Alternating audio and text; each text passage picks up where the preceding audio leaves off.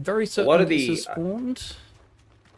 a lot of the icons are kind of balanced out by like building a kit between the three of them. Mm. Some of them just don't work very well on their own.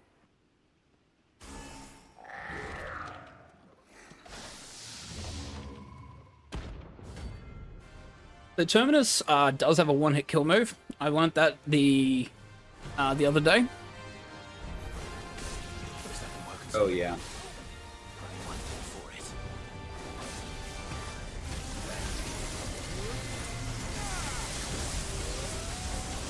Just like the bombs, just any enemy that's an orb shaped, it usually has some sort of oh no button that you've got to avoid. Yep.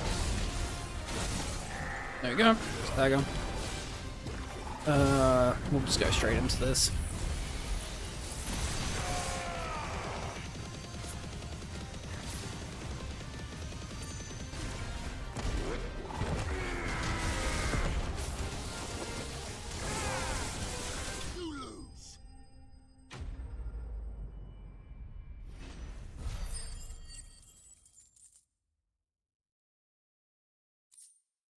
What am I going to do with my 1200 ability points, I wonder? Buy all the ultimates and just spam that and that alone on the final boss. I might do that, actually. Because I normally actually just do the normal setup, which is just, I just do the normal story setup because it's just so ingrained in my muscle memory, but I might actually just spam the ultimates and just see what happens. I mean, it honestly, like, the normal setup is pretty consistent, but there's something very funny about just spamming ults and just clipping through his HP. Like a lot of them got tweaked a little bit. Mainly it was like Titans because it had like a 4-minute cooldown for some reason. So like nobody ever used it. It only hit ground enemies too. It was really frustrating. Yep. Now I think it's got like a 2-minute cooldown like Flames of Rebirth, but it's still weaker than Flames of Rebirth, which is kind of sad, but I guess it is what it is. It's also like the annoying thing with it is that you kind of want it to. It's really, really good for dealing damage to a lot of smaller enemies, but it's actually very useless against bigger enemies because the whole point of it is that like the Earth is rising and you're pushing enemies back further and further away. Yep, and they stay in the one spot. Yeah, so the bigger enemies stay in the one spot, and then a lot of the smaller enemies, if they don't actually die from it, you have to chase them down, and you don't want to be chasing them down. It ends up being counterintuitive. It's an interesting idea, but like in practice, unfortunately, it just does not make the mark. All right, so Lostwing has now fallen under a ether flood and been attacked by the Akashic soldiers. Quentin has tried to run to help and is currently trapped at the moment, so we're trying to make our way to him.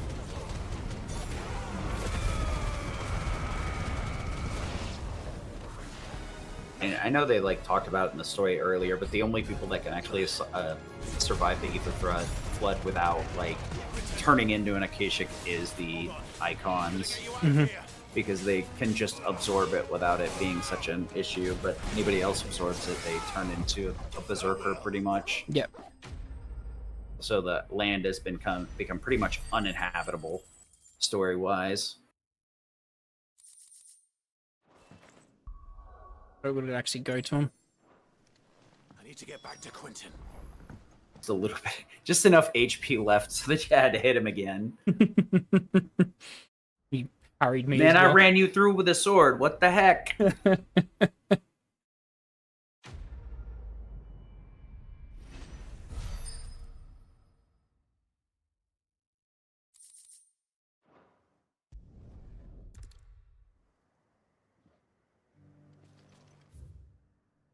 Alrighty, that's everything we can do here.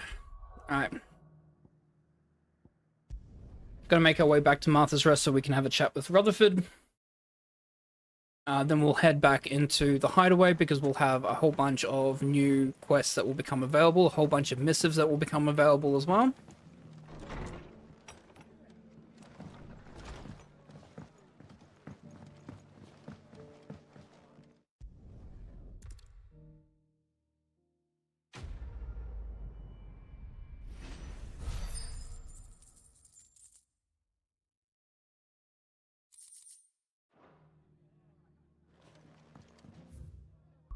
appreciate how we bunny hop throughout the whole game. It saves just a little bit, but you're like really hoping it's going to be like Half-Life bunny hopping or whatever, and you could just go backwards and get 355,000 speed units. Just Mario your way through the doors. Alrighty. Just double checking, yep. Alright, so we've got Uncle Byron's mission, which is the tricord. Which is why we didn't actually go and finish Eloise's mission in Boklad, is because we need to accept this one, so that way we can also pick up that quest there. So that's in the same location. Working on the order of this must have been a heck of a headache, trying to figure out what's the best way to do it and make sure you're just doing one area once instead of doing like 16 trips. You have to unfortunately go back a couple of times because of the way that the quests work. Like Jill's quest and Dion's quest require you to go back to both Martha's Rest and Sanbreque, unfortunately. So it is unfortunate with that, but most of the time you should be able to hopefully clear it out without having to go back constantly. Yeah, I'm used to it from like playing Mega Man X 100%. Like, no matter what you do, you always have to go back somewhere because you don't have something to get there. It's the same thing with the side quests, go to the same area. You do your best to optimize it, but it's a matter of like, there's going to be 2 trips period, so you might as well get it all done in those 2 trips in whatever's the most convenient order.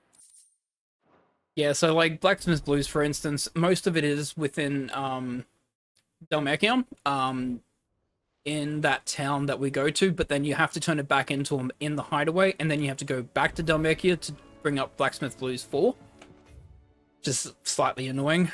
Still no missives, good, so it's just turning in these quests and picking up the last ones.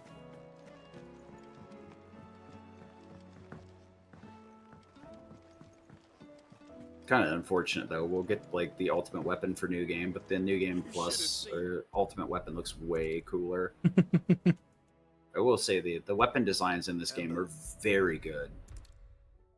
A lot of very visually striking weapons. Made them feel each unique, so they didn't feel like just generic weapons. Yeah.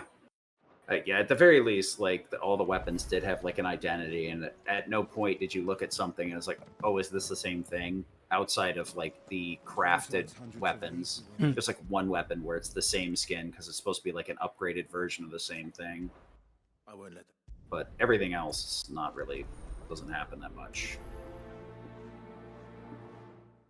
This is Blacksmith Blues 4. We can't actually craft the ultimate weapon not till right near the end, because a couple of the bosses that we'll need to fight for that won't be until we get to Waloed. In particular, there's a small little goblin that we'll need to get to, but we tend to do Waloed, most of Waloed last, just because it's a higher level area, but also because it's kind of out of the way.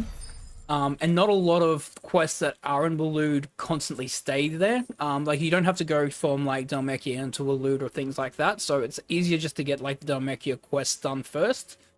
Do, like, the Holy Empire of Sanbreque, get most of those quests done first, and then pick up the remaining ones that will happen in Waloed. So, obviously, the Undying 2 quest that we got from Cyril, for instance, is in Waloed. One of the books that Vivian wants to get is in Waloed as well. So there's a couple of quests that will start showing there, but we need to have other quests done first. So there's one that's going to be involving a child bearer and basically what was used to be a gladiator ring where bearers had to face horrific monsters. We can't do that yet until we do all of the other Cursebreaker missions.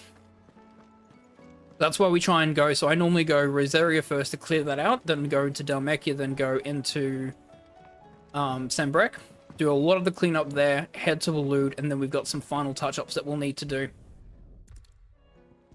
I mean, it makes sense too, because if you clear the earlier areas, you're not like under-leveled so much, and then you can take that EXP into the later areas and have it be a little bit easier, because it's not like you said, you can't get the ultimate weapon until you clear some of the harder portions of the game, and there's no reason to like target those specific things to come back with like plus 20 when you can get that in levels anyway. Yep. So we got max inventory now. We have the maximum amount of potions we can carry, so 8 potions, 5 high potions, and 4 strength tonics, which is great. Yeah, 4 strength tonics. If we could get that throughout the run without it being like a giant pain in the butt, be fantastic. It's down there. It's interesting that it's like separated into like the amount you can carry and then efficiency of the potions. Are 2 distinct side quest chains rather than just the same one. Yep, downstairs. This one's really weird because you got to go downstairs, upstairs, downstairs. I remember doing this somewhat recently for some. Oh yeah, I was prepping a Final Fantasy file that was going to be Final Fantasy 50 instead of 60. So I went through to do all the quests again, like somewhat recently, so that I had double everything, so I could forge it whenever I wanted on that second file. Never ended up happening, but did get a little bit more appreciation for some of the side quests because I actually paid a little bit more attention to them. Alright, so we've got Joshua's quest here as well now. We also have Gav's quest, which will mean we'll have to return to Arthur's Rest, unfortunately. Of course. We'll also have to need to go to Tabor again.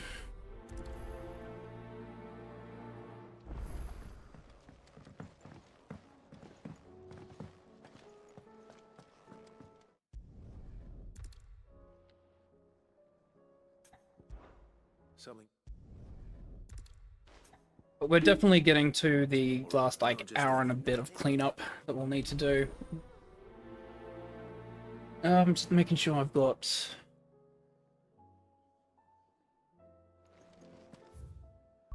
everything I need there. To do Martha's Rest first. I don't think there's anything else we need to do in Martha's. Oh no, there will be One of the merchants here has what? Jill and Al mission that we'll need to do with Joshua. But we need to do the Joshua mission first, because if we don't do that, we don't get Jill's mission. Just because the heavens have gone to wreck and ruin, it don't mean we have to. It doesn't still hurt, does it? Oh, 1,000 Akashic jars couldn't hurt me. I went too far from the trader. That's right.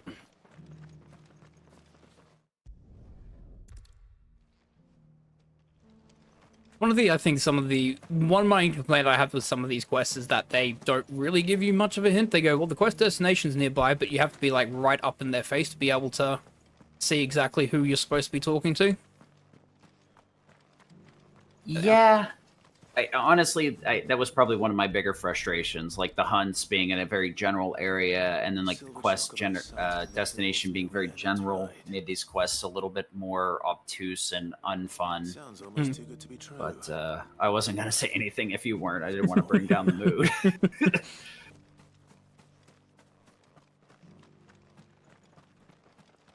How many notorious marks do I have left in Sandbreck? I've got the Bombardier, I've got the Dragon, Good God. got the Lich, and I've got the Dragoon to do. Okay.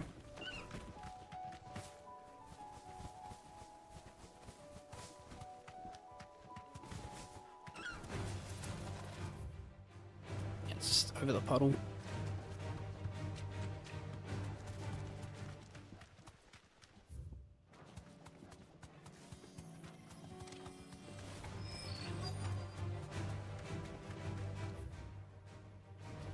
Always further up than I think. I always think I have to turn left here, but it's up here. Not left by bandits for a Yep. change. Yeah, the map kind of looks a bit samey, but the problem is like you pass through this area so many times that like depending on which direction you're coming from, it's different each time. Hear anything? It's like if you're coming from the town, depending on which one, it's a left or a right. We're going to send this mission in straight away, because doing Gav, Uncle Byron's mission, and our mission for the will with our father will unlock Jill's mission, which we will need to do, because there will be a missive for it. Cool, that's done. We need to make our way to Tabor.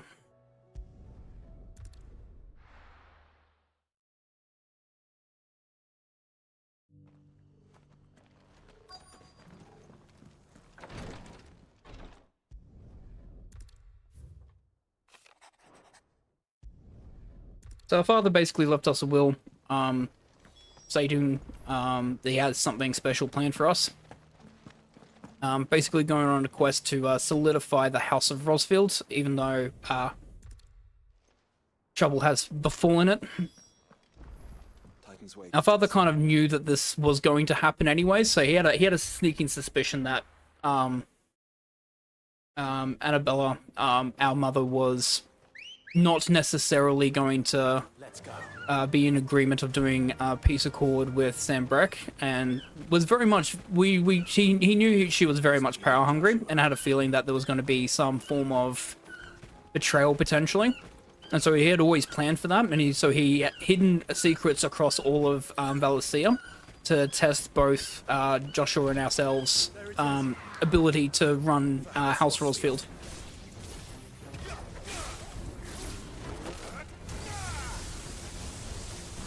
Witch's Ladder.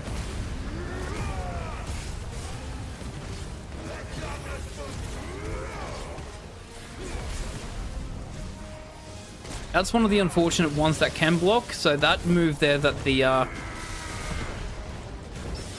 Griffin did there actually blocked my ignition.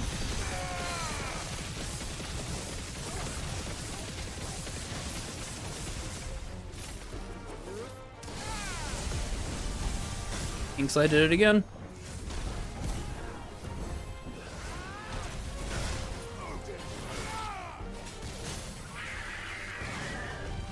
Don't want to do flames.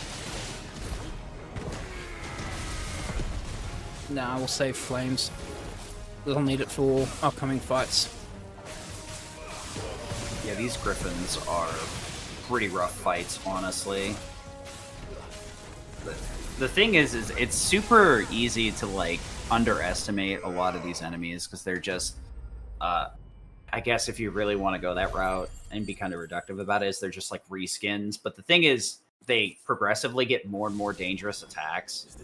And some of these like look very underwhelming. And then you see this, you're like, oh, cool, it has aerial blast. That's fair. I can't see when I use it. Now I get hit by it and I can't see. Double whammy.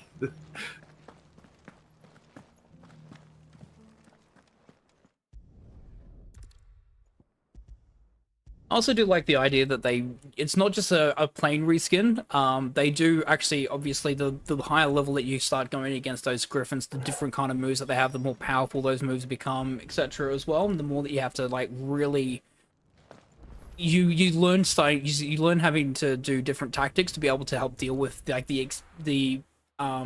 like the Witch's Ladder, for instance, is just the advanced form of like the aerial blast, like the first Griffin that we did, like one of the first notorious hunts that we did. Much more powerful, much wider area of effect, so you actually have to combat it slightly differently than you would the first Griffin. And I like that that's like the more powerful that they get, the more options that you have to, you know, you have to come up with different strategies to be able to deal with them.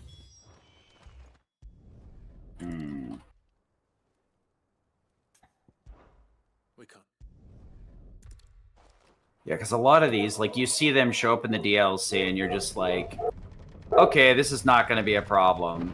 And then it becomes a problem very quick. Oh, okay. I got you. There were a couple of, like, the little hunts they added in the Leviathan DLC that I was like, I don't need to respect this. Yeah, I got killed. Yep. I'm not going to lie. Some of those enemies straight up killed me, and I'm like, dude, with the amount of potions I have, I'm a little mad at myself right now. So this bighorn, slightly annoying. We have to like deal with. We have to sort of deal with like the smaller enemies first before dealing with bighorn, and we actually do have to use the Flames of Rebirth there to get rid of them. The main reason why is because no matter what else that we do, we're not going to be able to defeat the small ones with ignition, and we need to deal as much damage as we can to the bighorn before it does Bucking Bull, like it did there. Because otherwise, it is literally just going to it's going to be near impossible to hit on a consistent basis, and it just becomes a nightmare to deal with, and it's really bulky as well.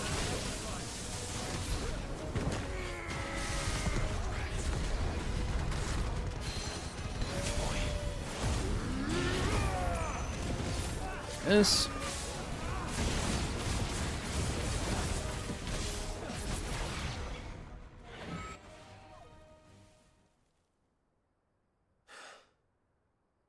Is that it?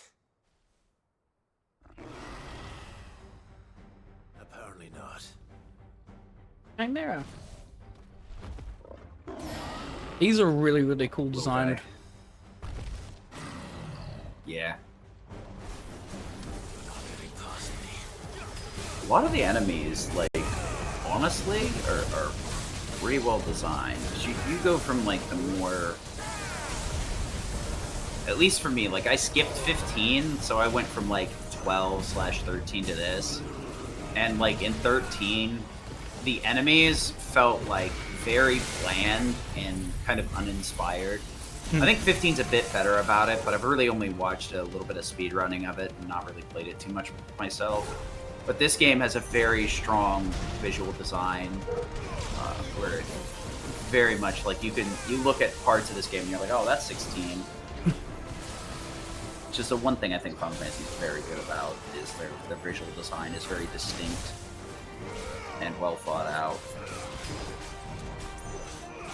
I will say, I'm a little bit jealous that Joshua gets some of these moves. Like, he gets, like, this flame pillar and then, like, this multi-fire thing. And I'm like, where's that? I want that ability. Yeah, because it actually does rinse through enemies as well. It's very, very powerful. He just doesn't use it as often as I would like him to be able to use it. Yeah.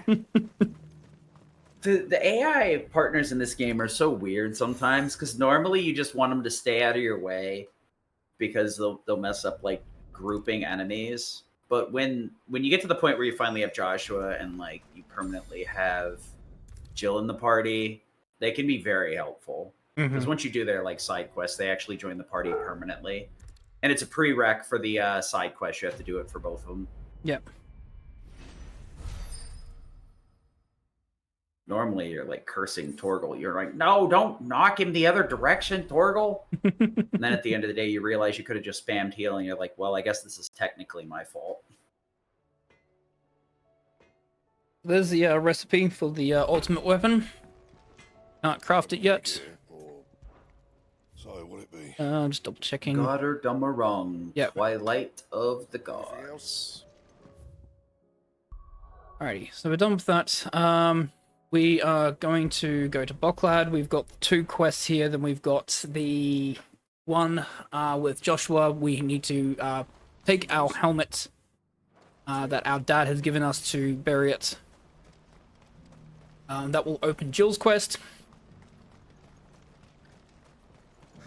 And then we get to have a look at Waloed. Please. Just make it stop. I'm scared. Food is like a marked increase in difficulty with a lot of the enemies there intended to be end game, so you gotta try a lot more hard to get through those fights.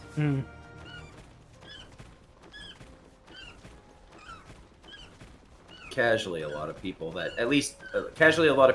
like understand how to use Odin, and you have to use the iconic feat to actually get the damage out of it. A lot of people is like, well, I'm just gonna hit it with a level 5 and Tetsuken and call it a day. It's like, yeah, but it takes a while to charge that up, so we can't do that, unfortunately. Dang, nice movement. I usually struggle pretty hard with a bird. Yeah, the way that I think of it is I try and keep the birds on the left-hand side and put my controller, like, up and slightly to the right to counteract Ambrosia wanting to dash left. Yeah, now that I know Ambrosia wants to hook left, that'll probably make it a little bit easier to counteract that tendency. There's actually a very, very consistent strat for that fight is just flames of lunge forward, flames of rebirth. They'll get knocked back into the wall, and then you can just go in from an ignition from that angle just to take care of the rest of them. Dude, I love it when that happens, when you can, like, press them up against a wall.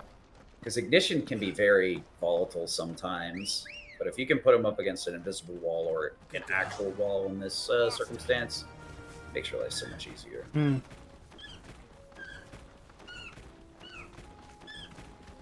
That's obviously the reason why we didn't do Eloise's one, because we had to speak You deserve a rest. to Havar there. Now we can speak to Eloise here because she's worried that her brother has gone into the town that has had the ether flood, and he has not returned.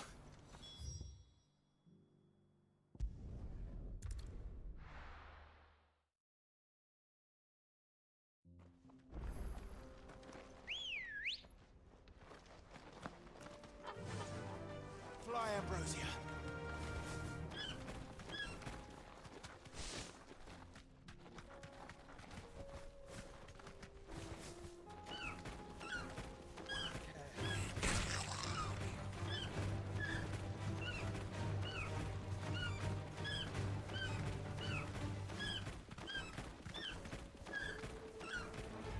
No need to ride from here.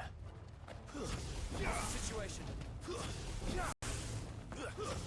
So unfortunately, this is counted as a town, even though you don't have town movement. You actually do have overworld movement, but Ambrosia is not allowed in here, apparently. Yeah, there's a little bit of weirdness to like where Ambrosia is allowed and where she isn't. Be a bit frustrating. She's not allowed here, she's not allowed here, now she's allowed. This is going to be difficult movement. This is actually one of the hardest movements because there's a whole bunch of enemies that's in the way, and Ambrosia would just like to, especially because of the rocks around, Ambrosia would just love to drop dash. Where are you, Theo? There we go. It's clean. And then you have that Yeah, it dialogue doesn't there help. that drops your dash as well, so you got to be careful with that. And it's a super tight shoreline, honestly. When you have like a giant, you know, open plains, it's not too bad. But when you have a really tight shoreline like this, where it's like you're literally got rocks on one side, water on the other, it's really hard to snake around the enemies. It's obvious the intent was to make you fight everything, but luckily the game doesn't really like force you that hard for things like that. Dragon does. Good old Flames of Rebirth opened and nuke everything, or at least get close enough. Yeah. This thing's turned as well. Second last always- dragon we're fighting. There'll be one more. Where's Doggo going?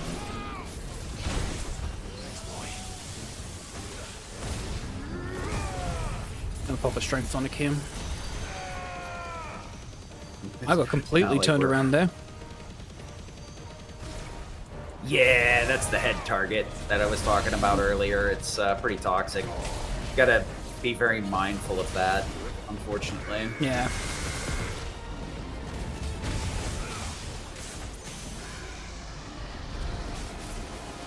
Dude, it feels so weird fighting like a dragon that's intended to be a boss and its like HP bar is not on the bottom of the screen. It's just straight up on its body. And you're like, okay, give it boss HP, give it an enemy HP bar. I see. There's Dragon Yeah, Dance. Yeah, if I You got see him the in stagger, you wanna... yeah, if I got the lightning rod with the Giga Flare, we would have bypassed this.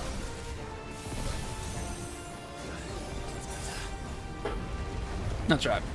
It's almost dead anyways. I'm just gonna use aerial attacks here because I'm just gonna save Farewell. my abilities.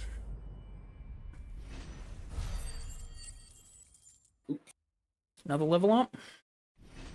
Yeah, the first time we fought an Akashic Dragon, actually, like, purposefully getting hit by those laser beams and stuff were used to, like, build limit so that we could just limit through the dive bomb. There's a couple of different places where you just go, yeah, please hit me. That's actually helpful. I think my favorite one is Rocketeer. If you can't parry the Rocketeer, just get hit by it. Because if you don't do it, he'll constantly do it up to 3 times and just wastes a total amount of time. So sometimes I just go, no, I'm just going to tank it and then just get into the combat. Like, Yeah. The opener, once he goes Akashic, I like... You're supposed to move forward and, you know, Burning Blade to counter it. I actually back up, so I have a little bit more leeway with the timing. I'm like, no. I'm not getting hit by this. The second time I see it, I'm like, well, garbage. Good girl. Alright, so we're gonna visit our dad's memorial to bury the helmet. A nice touching moment between Joshua and Clive. Of course. To have overcome father's political enemies. That I'm less certain. Have Especially to go knowing all what the we way know down now. here. What mother was truly capable of. It's just back there.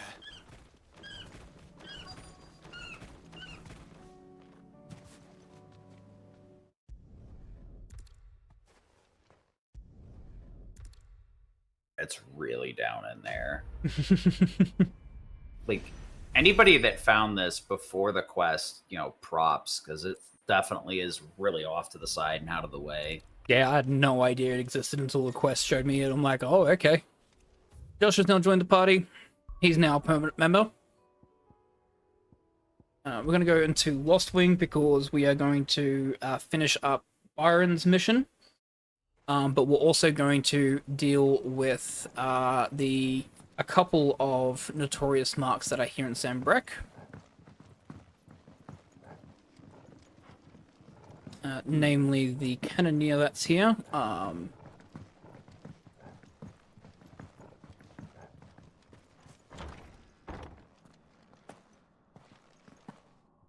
Lost Wing as well, by the way, took me ages to remember where to go and everything. It is like a goddamn maze.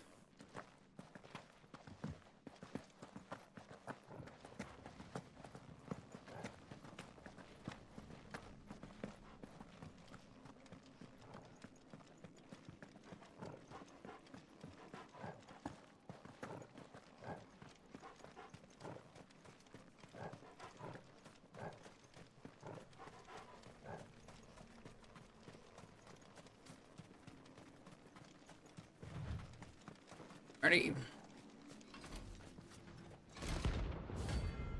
Holy Trumpetor. We took like 11 hours, but we're back to the same area where we were chasing the trooper through. Everything comes around full circle. Time is a flat circle. Very flat.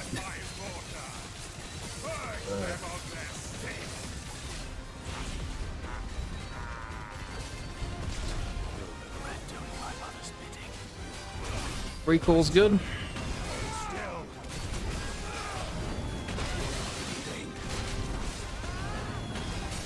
we go. That gives me time to launch these two, and that'll be it.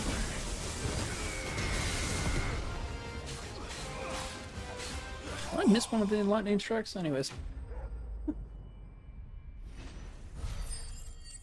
Alright, so only 3 more notorious marks to go in Sambrek plus the Chronolith. But we are going to finish the side quest first, and then I might go and get some more strength tonics, and then come back and deal with the level 50 dragon, which is like the hardest notorious mark in the game.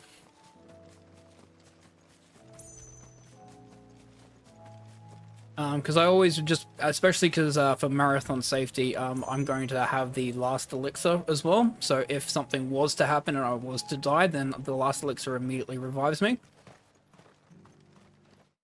Yeah, I remember looking at that when I was like routing. I was like, we have a lot of money. We could buy this, and I'm like, His plan is taking nah, shape. this is so overkill. If you need it, something has gone very, very wrong. Yeah, especially for like any percent, definitely not. But for this one, it's like there's no checkpoint on this dragon. So yeah, you really want to be in a situation where you're not having to go and fight the dragon, because it is a fairly long fight. It's about a 4-minute fight. And it's not an easy one either. It can go Actually, I south remember very, that. very quickly because he has the ability to wombo combo you very, very quickly. Especially with Yeah, his... I remember getting... Yeah. Go ahead. Oh yeah, because he has a desperation move where he pretty much unleashes absolutely everything on you. Yeah. Orbs everywhere, fire blasts, laser balls. Like, what the heck is going on? This is from a dragon? You think an armada came on, from the shoreline. Getting pelted, yeah. It's a wild one. That dragon fight is one of those where it's like you can have full health, and then you blink and you're at half, and you blink again and you're dead. Like, what just happened? Send the silver chocobo feather off to Edda as a gift from Gav for the little one.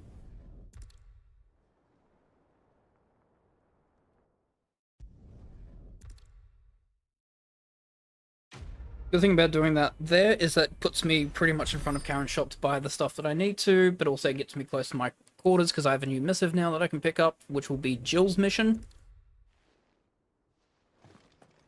Do you think they'll come back? Of course they will. The only shame is, like, one of the things you get out of doing all the Renown is a Genji glove, which is like a 5% damage buff, but it takes so long to get there. There's so few things to actually use it on. They're like, yay, I have more power, but it's Still alive, meaningless. yeah? Karen cutscene. You're not Yeah, find a better that's price annoying. than that. You're rubbing me blind, you know. This is the last elixir. Basically, you can only buy it once. Basically, it is an emergency get out of jail free card. If you die, you're at 0 HP. You just immediately revive.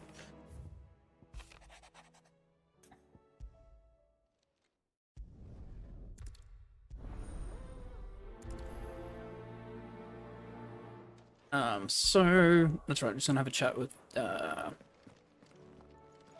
Joshua first.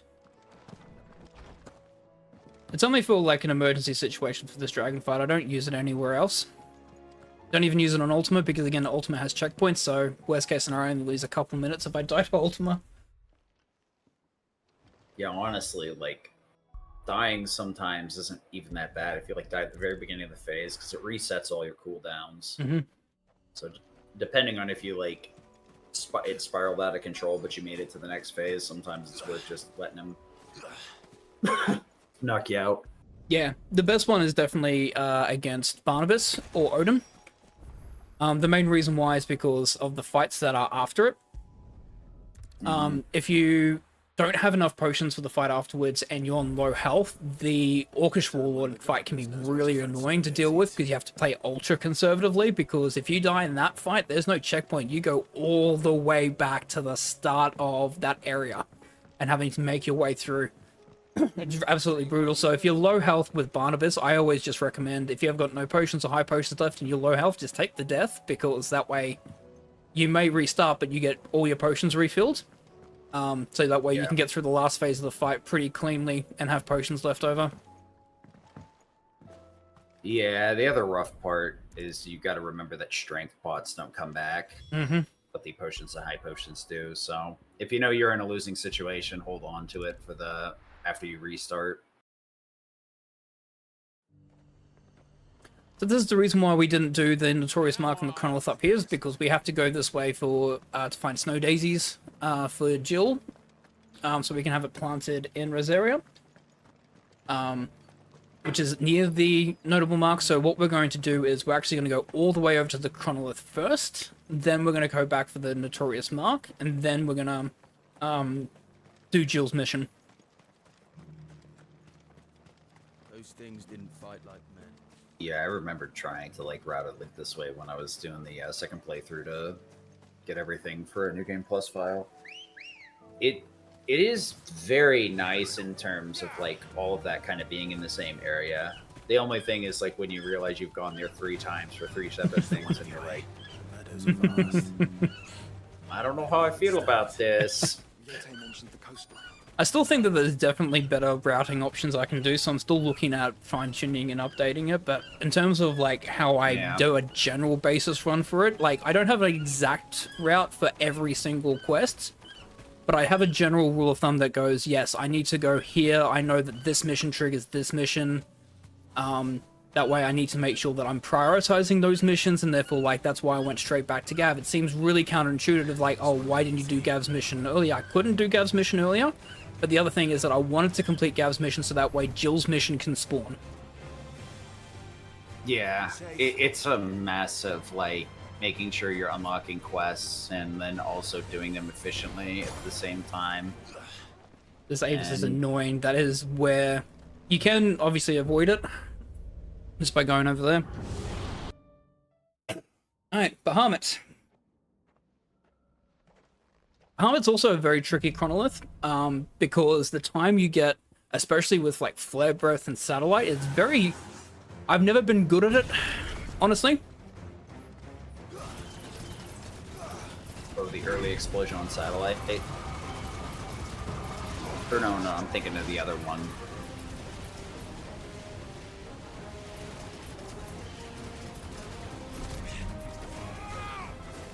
On the positive side, though, the cooldowns for these two are really nice. Yeah. Flare Blitz isn't total. It's a decent one, but the problem is it's competing with so many other really strong abilities that it doesn't have much of a chance to shine. Yep. Satellite, it's an interesting one if you go for magic mashing. Probably would be a little bit better if they like auto fire while you're charging. Might help.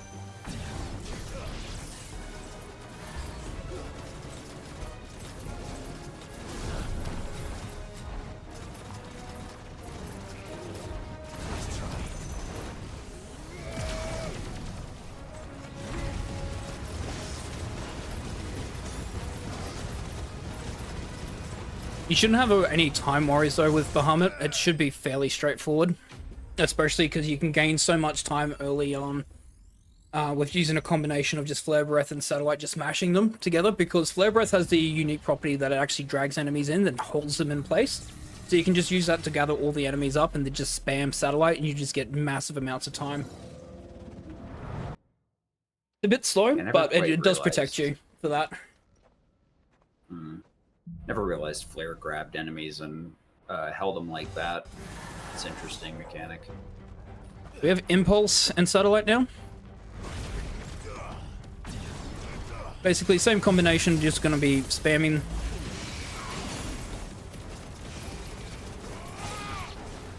Impulse is a really interesting one. It's like you can actually trigger it a bit early if you wait till they go below orange. It's pretty decent for like multiple enemies, but it's not so good for actual in actual functionality for like a speedrun, unfortunately, since it only targets like one enemy. If they focus down, if you had one target, probably would be worth it. Ah, too early on that. Gotta keep an eye on my health. That's bad health already.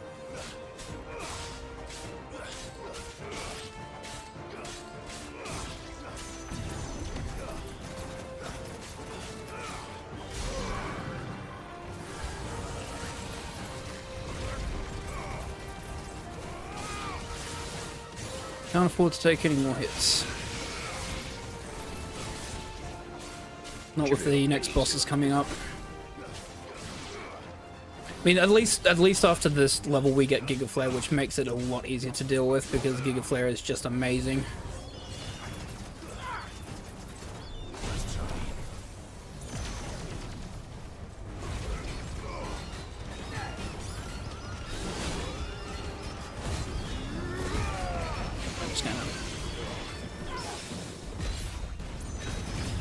Good parrying, good. Nice.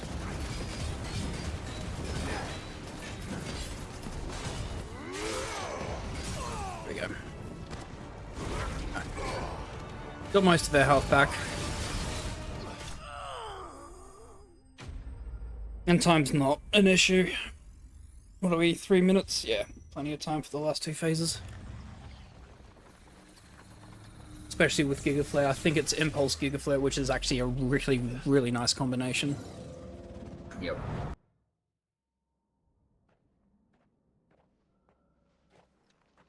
Like, Impulse activates passively, so you don't even have to worry about using it. So it synergizes really well with Giga.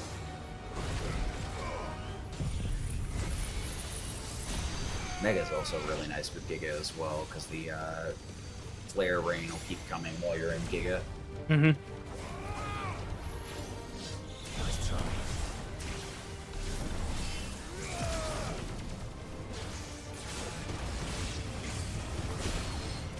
Wow, got me on all of them. Yep.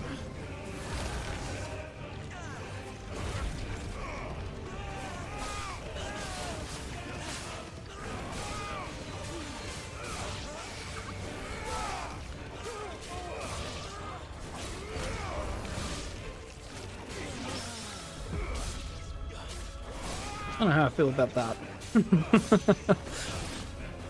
Yeah.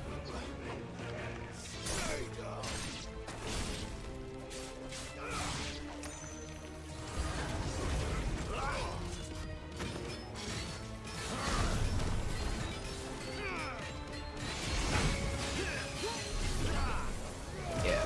That, we'll do that. We'll do this. Got them both in the same. Alright, we should be good. 1100 at HP is still enough. Just don't be too greedy with the Mega Flares. Yep.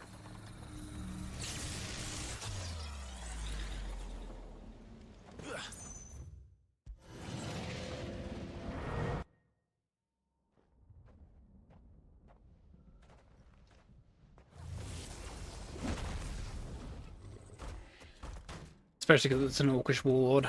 They can do a lot of damage pretty quickly. Alright. Yeah. Even, like, level 1 Mega Flare is pretty good. Honestly, like, the Mega Flare itself is... The higher up level that you get with Mega Flare, it's not actually always that worth it. Because all it does is it just increases the amounts that actually happen, so how long it stays out for. I'd say, you know, the maximum that you probably would just need is level 2, honestly. Anything above level 2, it just takes a lot of time to actually build up. Yeah, you really, like, only want the higher levels if the boss is just straight up in an invincibility phase, and it's like, well, yeah. I guess. If I have nothing better to do... like, charging it off the, like, ore beam there would have gotten a couple of Mega Flares really fast, but... it's only as important. Because especially right now, we're, like, looking towards survival rather than worrying about, like, hitting a ton of Mega Flare damage. Yeah.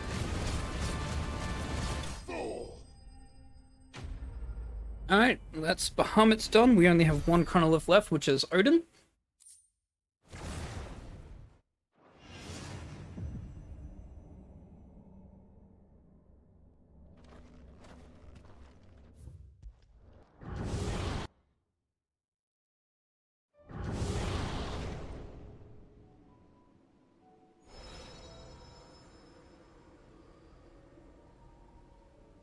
We'll run over to the Notorious Mark. We'll do Jill's mission, then we'll run to the Dragon.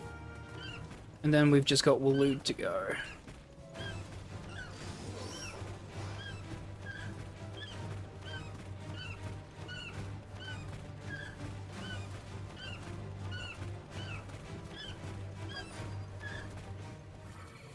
Thanks, girl. The Strength Tonic this one. Prince of Death, it's a Lich fight. This Lich actually can be really annoying, not only because the Lich, as we know, teleports a lot, but he also has a series of really, really annoying moves. The Prince of Death Lich is... right. Once you start getting into the A ranks, they all have some really interesting patterns that are not easy to deal with, that's for sure. Honestly, like, Bahamut Mega Flare dodges are a little bit different now, because they used to come out a lot slower. So, like, adjusting to the better, the more dodgeable timing is super weird. They actually, like, sped it up. Absolutely. At least I think they did. Oh, I like the addition that they did where basically originally when you had the Mega Flare dodge, you'd have to actually use the dodge button.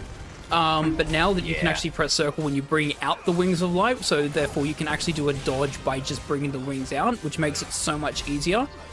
Because originally you'd have to set the Wings of Light up first, then dodge, which means that sometimes, like, even right at the start of like fights like Barnabas, for instance, you're mashing circle to try and get Wings of Light out immediately, and then immediately trying to get mashing R1 to try and dodge.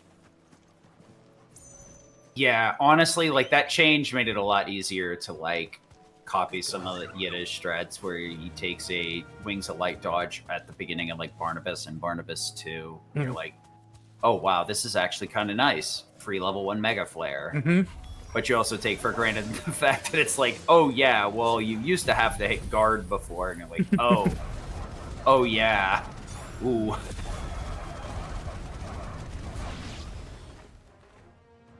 So Flames of Rebirth just for the phase 1. Phase 2, enemies will be coming from a long distance away, so we're going to have to try and get to them as quickly as possible so that we can then do an ignition. They spawn so far away. Yeah, this fight's a really weird one because the groups of enemies are so far apart. It's like 2 different area codes, just about. Pretty much. Alright, I'll be sending my response via mail. This is too far to walk. I'll be there to deal with you next week. Just hold on. Yeah, I know.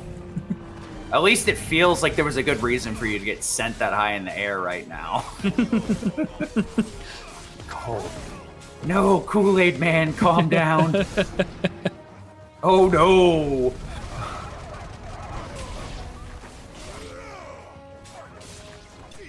That actually kind of worked. Actually, being hit by that ball in the first instance actually gave me time for the balls to actually approach me, so I didn't have to chase them too far, actually. So I'm not complaining. Sometimes things strangely work out like that, yeah. Mm.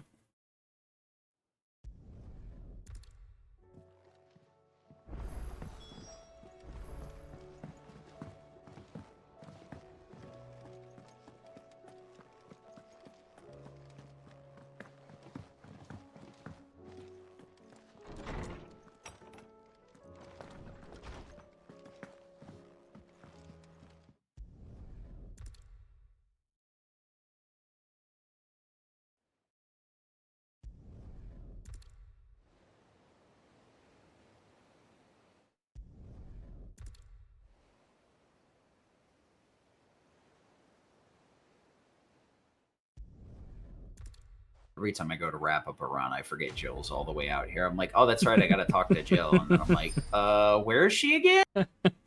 Why isn't she with the That rest of one the group? place you... Yeah, right. In a very, very unique area that you rarely ever are even close to.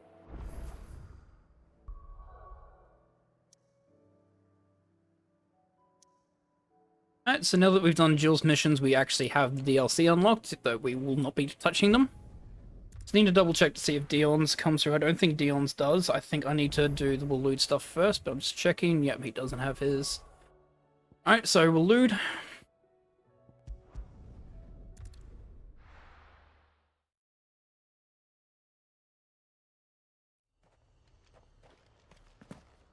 I was going to do the dragon as well. I'll do that when I do the Dragoon.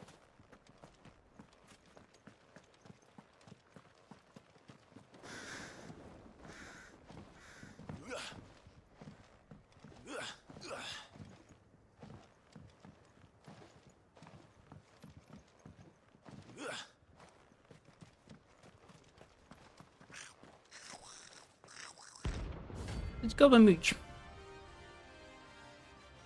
Oh yeah, this one. So another one of those Sectional enemies that fear. doesn't actually have a stagger bar. So they actually are treated just like a regular enemy, meaning that you can absolutely just push them back. Yeah, just combo them. Yeah.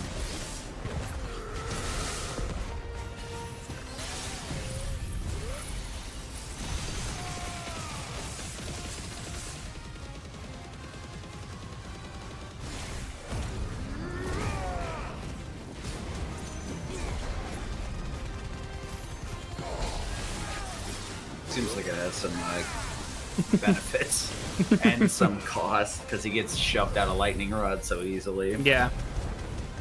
Does have boss HP, I will say that. He has a lot of HP. Keep going and going and going.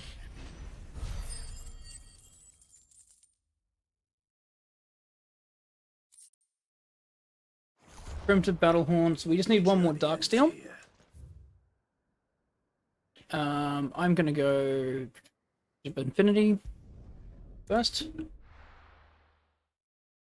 And deal with the notorious mark here.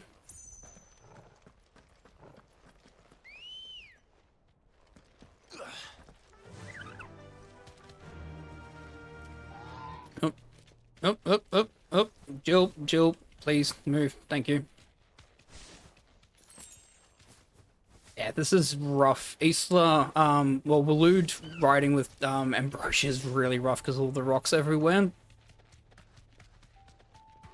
Yeah, Waylude is a test of patience with Ambrosia. This area is very rough to get optimal movement through. And I mean like the whole thing, not just little bits of it. A lot of this area is really rough.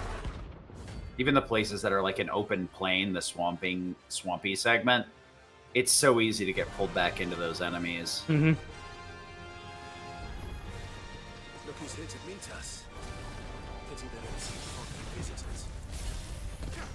So, you remember back to one of our first ever mini bosses that we had to face?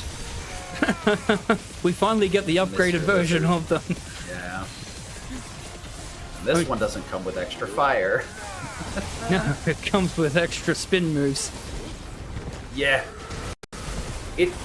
Thankfully, you can cancel the spins with those charged blades or with limit break, but man, if it wasn't for that, these things would be so annoying. Mm-hmm.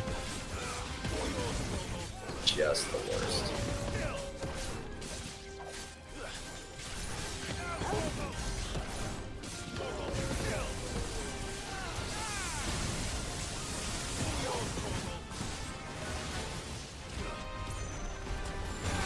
Missed it.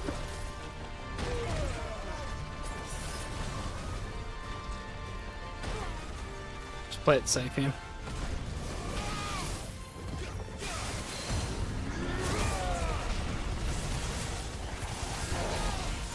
Yeah, hitting the rollover moves can be kind of... It's honestly a lot more difficult than it actually is. You have to launch it pretty early to get it to the land. Yeah, I was a bit behind in getting the burning blade up, so yeah, by the time I had it ready to release, yeah, he'd already run me over. I've had warmer welcomes.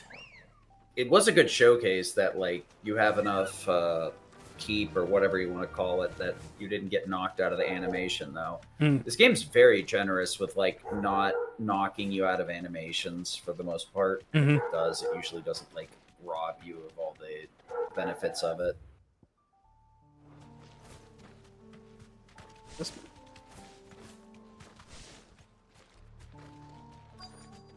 this be Nickelbug?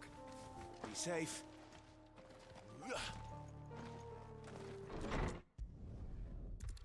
Yeah, the random village over here, such a weird one. At least the third Like, chair wait, is I still missed a vacant. village? Let's What the heck? Didn't even see it when we run past on the way to the tower, but yeah, these are basically they're the devout followers of Ultima, and they believe that the Fallen are chosen ones. Yeah, it's just a cult. Just a cult. But I mean, that is the one thing with this game is, like, it does have a very big variety and depth to it, where it's not a lot of one-note things, and it is a very nice add-in, because it makes it a bit more apparent, where it's like you're fighting Barnabas, and you're like, this man is just he's unhinged. I don't know what to say. And then you're like, how would anybody follow this guy? And then you, like, realize, oh, so that's what it's like. I see. Yeah.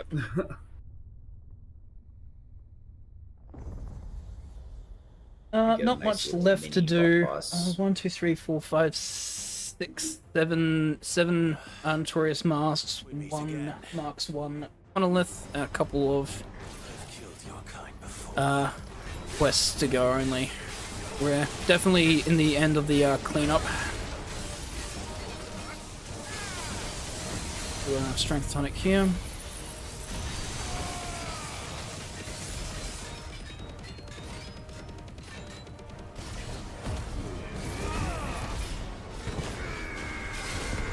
Nah, I'm at the edge of it.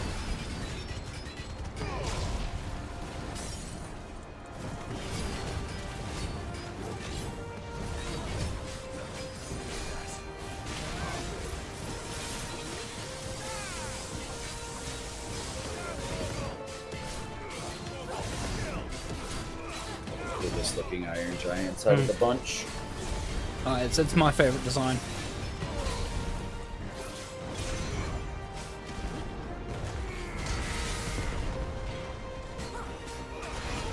Ooh, a bit too.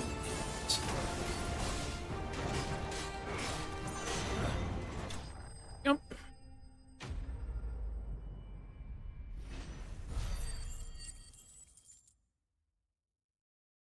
Finally another level up. 47 now. Easily, I think, like 6 levels above where we're supposed to be. Yeah, oddly enough, like we'd be reaching cap if this were full vanilla. Because it's supposed to cap at 50, but it actually got bumped to 60 by both the DLCs. So there's no way we're going to reach level cap, but we're almost reaching base game level cap. So I remember, like, I hit level cap pretty easily, but it was like the AP I had to grind out for the side missions and stuff. Yep. So that I had enough AP to level everything up.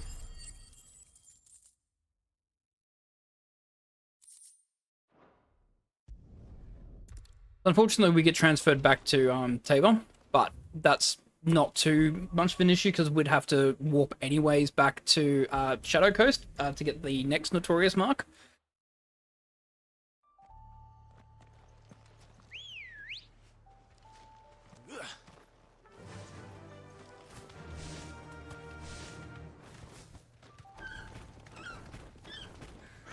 It has been forever since I've seen these marks, so it's a blast to see them again. That's it.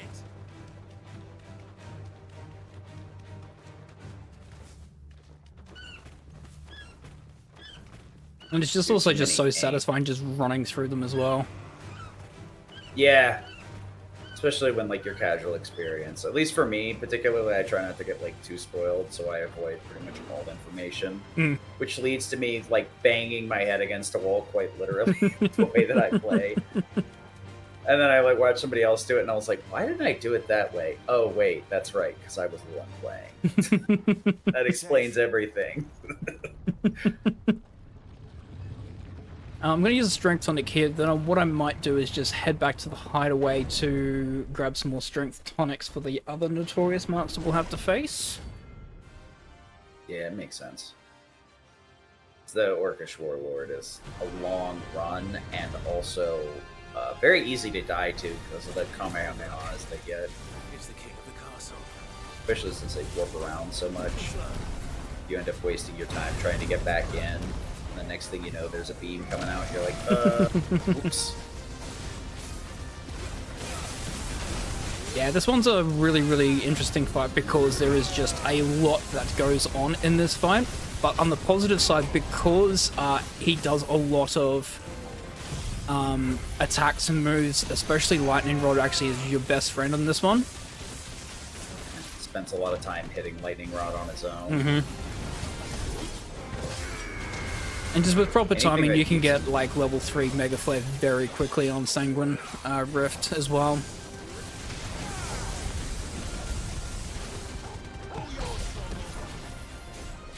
Sanguine Right, sorry.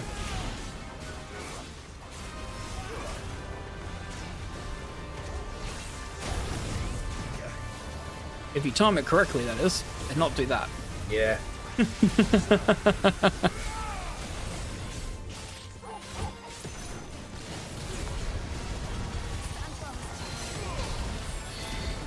There's like something to be said about like being in limit for Wings of Light so that you don't get interrupted and it's not too hard to get the dodges. You can end up taking a lot of damage, but it's very nice to get the guaranteed Mega Flares because they actually add up really fast. But especially since it's a lot of damage that you don't actively have to be in control of.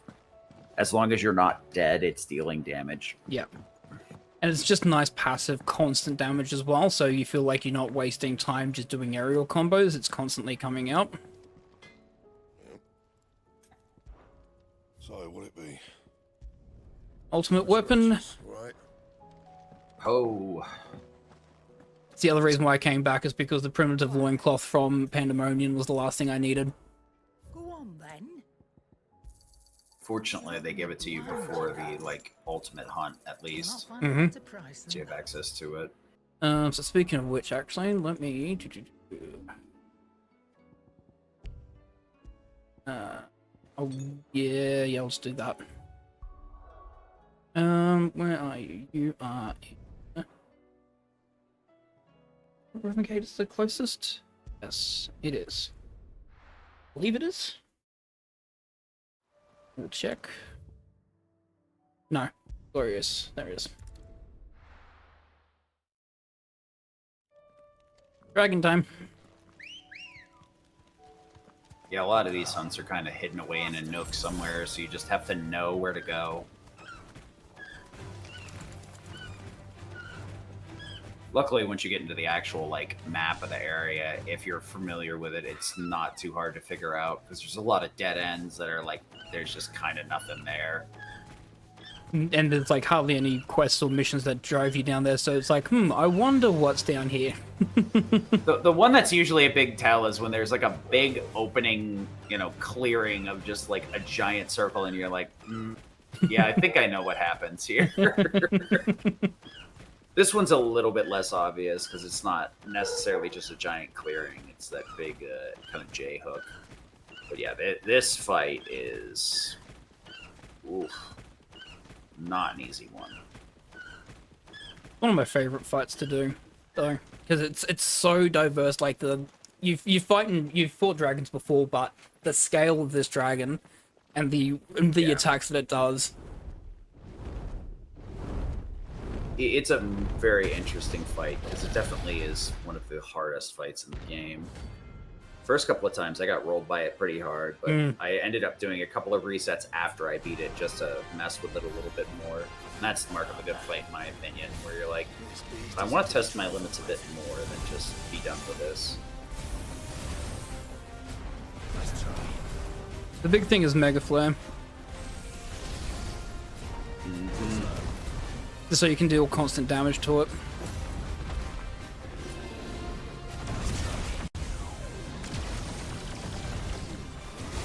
It's one of the only few times that I would really actually go for Mega Flare level 4, just so you just have constant.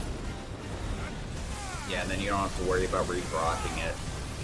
It just lets you focus on doing everything on cooldown. Then once everything is on cooldown, you're probably in a position where you're ready to Mega Flare again. Yep. Pretty much. It's the only downside of the dragon. It's really hard to get close and stay close.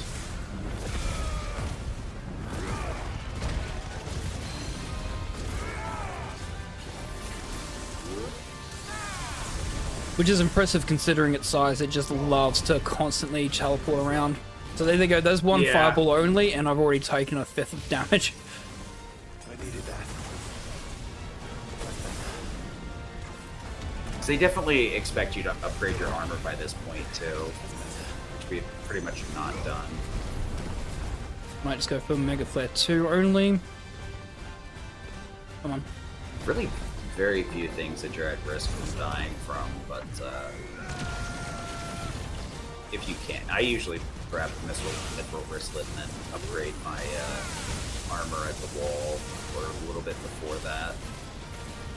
Belt.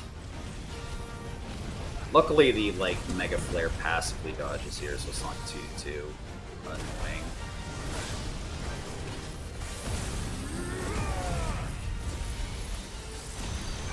The only issue with the Mega Flare is like if you get far away like this, it's just not doing anything, and it does like to lock in on the lightning rod, which is a bit frustrating too, because it eats up the hits that your lightning rod should be taking.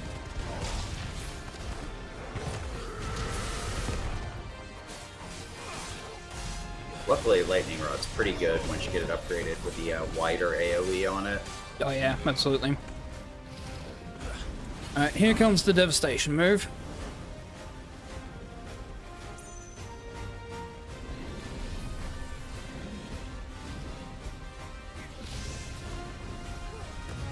And Boyle, you absolutely need to watch out for.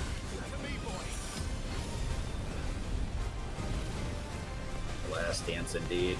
That's going to end up being your last dance if you're not ready for it.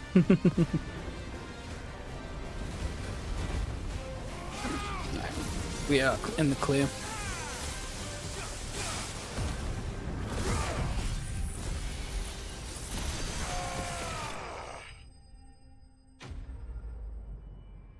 Not bad, just a couple of the embroils hit me, so I had to use some high potions because the embroils do half damage, so...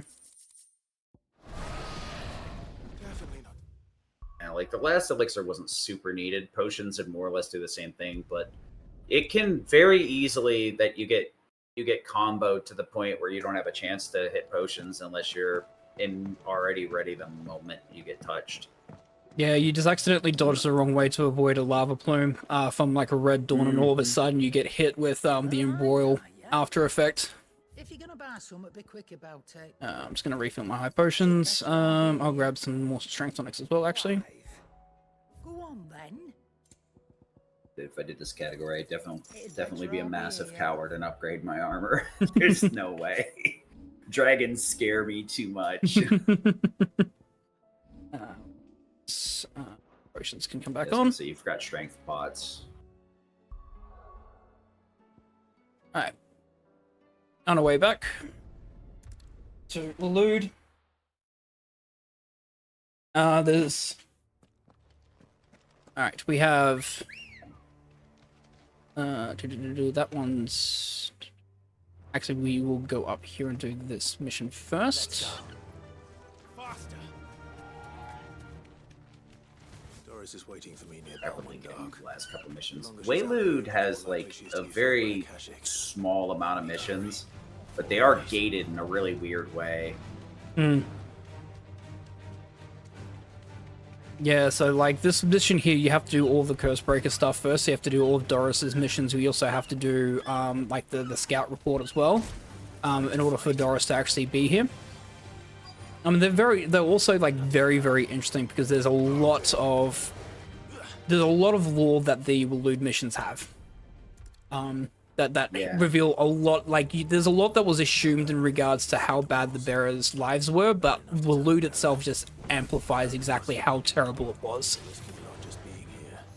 Because Waylude was an isolated country, so like a lot of what we knew was from like old information and like assumed based on the way that it was, but it's definitely way worse here than the stories told. So this, in effect, was a prison that they put bearers in, and it's not your regular prison where, you know, you're sentenced, you do manual labor and stuff like that. Bearers were selected at random to fight things like chimeras and dragons and things of that nature as well, for entertainment. It was not pretty. Yep.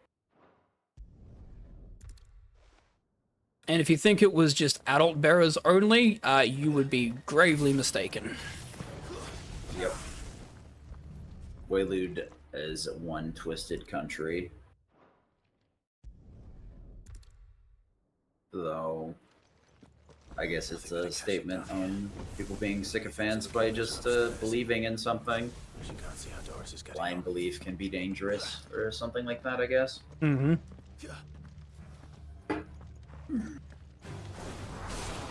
But we have to go all over the place, and we slowly get drip fed like the actual reality of this place. We're like, oh, okay, and then you're just like, oh.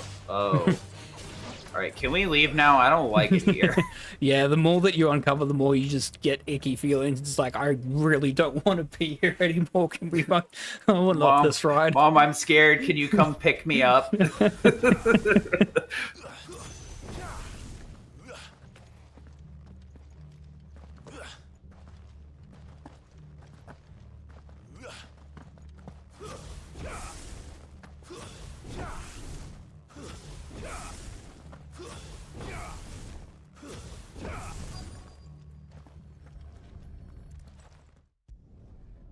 I love that I am able to unlock the door. I skip a cutscene and then I have to open the door again.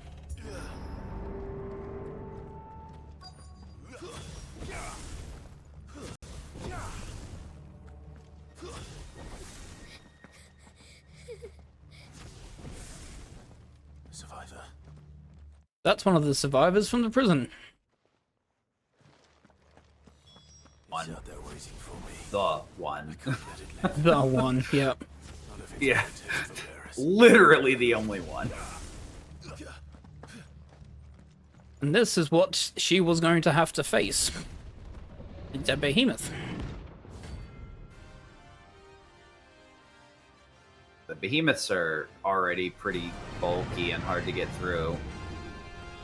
This upgraded one is a little bit more terrifying than the previous one. Oh yeah, That's for absolutely. sure. Hits like an absolute truck. On the positive side, though, again, Anything- because it's got a very, very large hitbox for its attacks, is that, again, just eats through its own health and will with the lightning rod.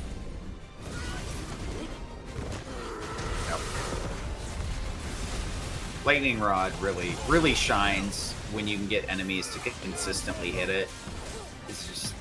It's good when you're hitting it, but it's so much better if you get the enemy to hit it. The only downside is, like, obviously the best time to use it is during an enemy's stagger, and you're just kind of like, wow, can't get that extra damage. But It's a good trade-off. It depends on what you are focusing on. If you really want to make sure the enemy staggers, then make sure that you get them to hit it so they can, choose their own will gauge down. If you want to do extra damage, then absolutely release it around the start of the stagger gauge, and then obviously just time your attack so you can get the max out of it. it's a really good combat choice where, like, it allows you flexibility in your playstyle and kind of rewards both. Both are valid, but it never really getting your enemy to consistently hit it is a good skill, because it shows that you have a pretty good understanding of the way they attack. That's the last behemoth we'll face. This one's also a really, really deadly encounter as well.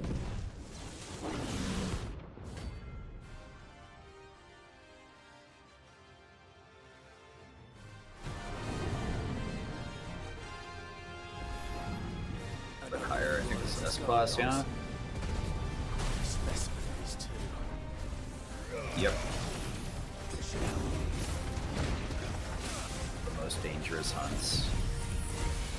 Theoretically supposed to be more dangerous than a dragon, but I find the dragon to be way more dangerous. Yeah, I think it's because the last dance from the dragon is absolutely terrifying. If you're Yeah. not prepared for it, whereas with the Behemoth King, like, you can pretty much get away with. You can make a couple mistakes because it's also only level 47 compared to the dragon's 50. No, get out of the maelstrom. Maelstrom's a one-hit kill. Or very close to a one-hit kill, I should say. With their current defense and stuff. Yeah. Because, yeah, surprisingly enough, we're not actually going to, like, buff any of our defenses because it's just, using time that we just don't have to do. Really, there's no real need for it. You can potentially get away with it with the, using it, obviously, for the dragon.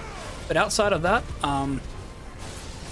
once you get used to, like, any percent, there's really very little that's you going to be worried about, because if you can get through Ultima without having to worry, that's dangerous.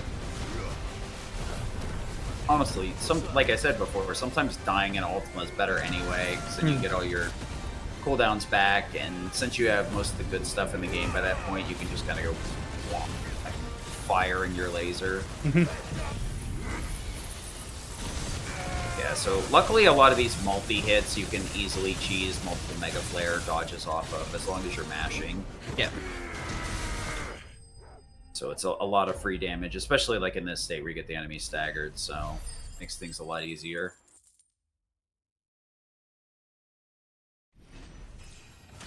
Yeah, that's what makes the Behemoth a bit easier than the Dragon, is because it does have those area of effect attacks that are very consistent that you're able to dodge. Makes them slightly easier to deal with. It's even funnier, like, when you can set it up with a lightning rod and they just end up tanking themselves. Yeah. Like, alright, see you later, buddy. Yeah, the best one's the actual behemoth fight in story mode, where you just literally, it sends out comet, you send out a lightning rod, and you just see its HP go from 1/3 to 0 in like 2 seconds. All you do is just don't get hit. That's like, okay, I'm gonna stand here while this lightning rod just smokes it. Yeah, there's a couple places you can use lightning rod in New Game Plus at the beginning, like on the Infernal Shadow when he does the fire pillar, or like aerial burst on Garuda. They both feel really good. Unfortunately, they have to be New Game Plus. The interesting thing about this, there is a Notorious Mark here, but because of Vivian's quest here, we can't actually have the Notorious Mark spawn because the quest takes priority. The way that you actually have to get the Notorious Mark to spawn is by actually leaving and coming back in, unfortunately. Yeah, this is a really weird one. So it's like, oh, there's a mark there? I'm pretty sure I went there, but I don't remember a mark. And then I was like, oh, I see. Yeah, okay, I gotcha.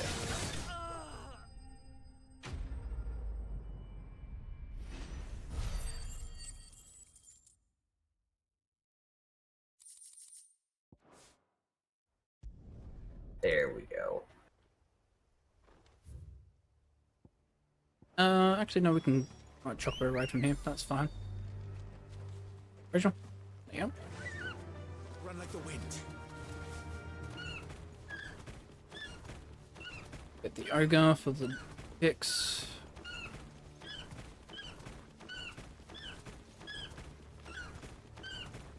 So we picked up, this is probably the longest quest that we keep is Laid to Rest. So we picked up the first time we go to the Lude because we don't go back that pathway where the guy gives us the quest. But because of the Curl here, we're kind of under level for the Curl when we first come to the Lude. So I don't really like fighting it. It takes ages to fight it. So I prefer coming back here. So this is the longest. We're about to finally finish the longest quest that we've got because we've had it for over 4 hours now. Yeah. These guys, the corals are super fast and can do a lot of damage really quick, especially at A rank. No reason to make your life harder than it needs to be. Especially because it's level 40 and coming here at like level, I think it's like level 28 or 29 when we first fight it. It's, yeah, it makes the fight not fun to deal with. That's Wild Charge. I am going to do this. It's not going to be very wild for long.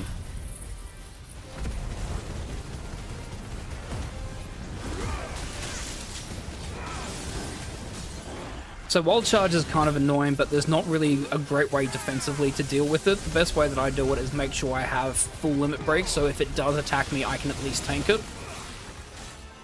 Because it's very hard to see because there is electricity absolutely everywhere, so it's very hard to see where the actual curl's actually hitting you from. It's always hopping around too. The only thing you can really do with that, if you have Lightning Rod up, is to like bait it into Lightning Rod, and it'll end up knocking itself out real quick. Yeah. Because it ends up hitting the Lightning Rod a few times during Wild Charge. That is a deceptively dangerous Notorious Mark, especially if you make the mistake of actually running into it first and going, well, I should be able to take it on level 28, and then you realize it's 40, and yeah, that Wild Charge with static is really bad to deal with.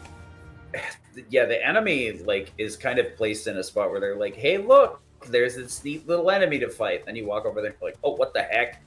This is not so neat, please.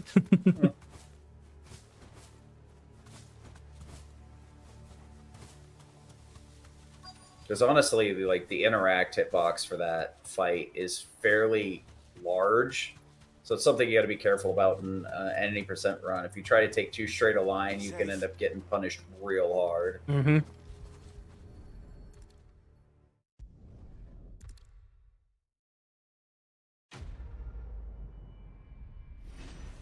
Alright, 2 more quests. 1, 2, 3 more Notorious Masks to go, and 1 Chronolith. It's the actual... the quest here will take... we'll do the Chronolith first, and then we do the quest. Because the quest, I believe, takes us back to the hideaway. Ready, go. Run like the wind. So if we do the quest too early, then we have to come all the way back to the Chronolith because there is no checkpoints in the conservatory. This is the closest checkpoint we've got.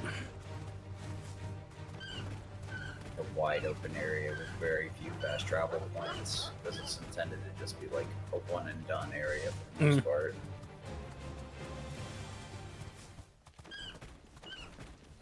There we go. It finally happened. Ambrosia. Yeah, Ambrosia dropped the me look dash, like I hitting a don't- rock. Back to the stables, Carl. This must be the orphanage. Hopefully the registry's still here.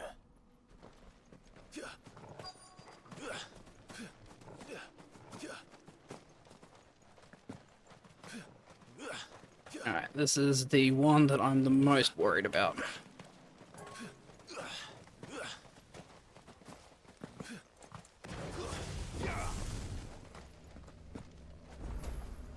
Alright, final Chronolith.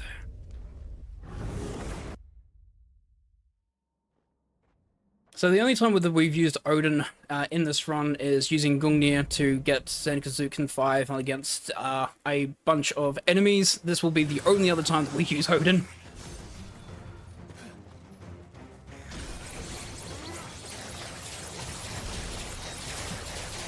Like good casually, but it's like it's one of those really deceptive things for like a speed run. You would think it gets used, but the problem is it takes so much setup that it's just not worth it. It is extremely strong, but the problem is you waste a ton of time needing to build up your gauge. And like the regular iconic feats are just really awful in terms of bar building. The only thing it's really good at is if you're in the iconic feat mode and you like jump and slash, he has a very steep angle that is really good for going downstairs and sloped surfaces. Oh, absolutely, yeah. It's to the point where like once I do the Ravenrit walls, even though it's not faster than the bird, some runs I'll just use it to go down the stairs because feet gliding just feels so good. So you can kind of see the problem that we've got. So things like Gungnir and Heaven's... Gungnir is extremely good if you have multiple enemies to be able to build the gauge, but when you've got a single enemy like this, it's very difficult to build the gauge consistently fast. It's like a really weird, like, should I hold it or should I use it? It's super weird. So they're really not very... Go ahead. What I'm going to do here is I'm actually going to hold Zenkazuken for the next fight. And the reason for that is because I want to be able to get through that first phase with the boss really, really quickly. Luckily, we've got enough power with, obviously, our ultimate sword, so we can actually do fairly consistent damage without having to use any of the abilities. So it's not a complete waste, and it's not like we're completely draining time, but we just got to be very careful of when we're going to use Zan 5, because we don't want to waste it on a single boss enemy. We actually want to waste it when we actually need to get a lot of enemies off screen very quickly. Yeah, the problem is like Gungnir and Heaven's Cloud, like just straight up nerf your damage. Even Dancing Steel's damage is not too good. It's fine when you like combo it with Lightning Rod, but the problem is if you need Lightning Rod to combo with it, it's not gonna help here.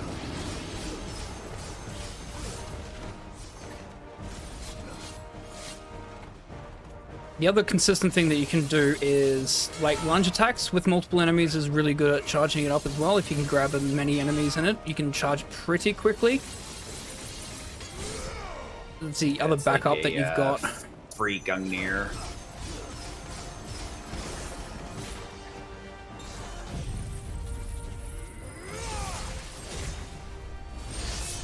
But as you can tell, this like does double digits and it's like low 20s for the normal attack, so it actively debuffs your damage output outside of using the iconic feat over and over again.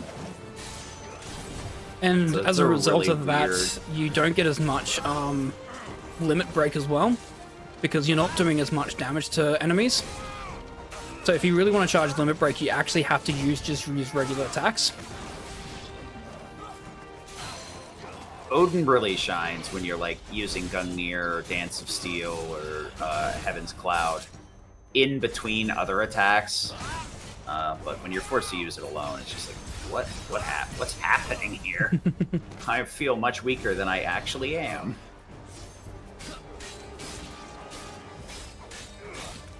Like, the trick with this one is just like getting the little bit of time that you need and then just doing the rest with your regular attacks. Rift Slip does help make it a little bit easier, because if you time a Rift Slip perfectly and counter an enemy, you actually get a much bigger reduced time, so you don't have to wait too long for your Odin abilities to come back. But sometimes the timing window on that on attacks is really difficult to master. Yeah. There's any ability that requires like you to be hit or to dodge a move, like the timing feels like it's all over the place. It's kind of different for every single move. So it's a little bit hard to adjust to. Dancing Steel, God, this is not my favorite one. Yeah, like I said, without Lightning Rod, Dancing Steel just kind of feels like you're hitting them with foam bats. And you have to kind of position, because it takes a while to charge up as well, and so you leave yourself exposed and wide open if that's the case. Yeah, when I was trying to like pick up some of the stuff from Final Fantasy mode, there was a lot of places where you'd set up a Lightning Rod into a Dancing Steel. But it's so often that this happens where you're just like, I hate this. I really just hate this.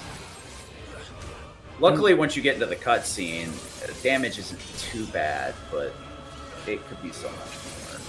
Dancing Steel is one of those, like, I understand completely why some people like tried Odin and they're like, what is this? Why is it so bad? Well, Zan Gauge meter is interesting, but on its own, it's frustrating to use for sure.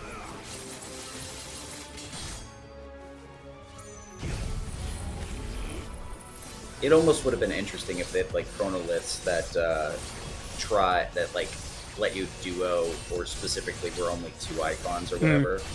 So you could test out specific synergies, or they could force specific synergies to get you to be like, look, Rama and Odin are really good because of Lightning Rod plus all these hits. Yeah. Luckily, most of them are not as frustrating. This is not the fun fight. This is the one that's actually the most painful to deal with. The problem is that you got both the Salamander and an Axe wielder, and they can both just combo you badly into one another. You got like Dancing Steel, which is like. So the goal is to get the dragon out first.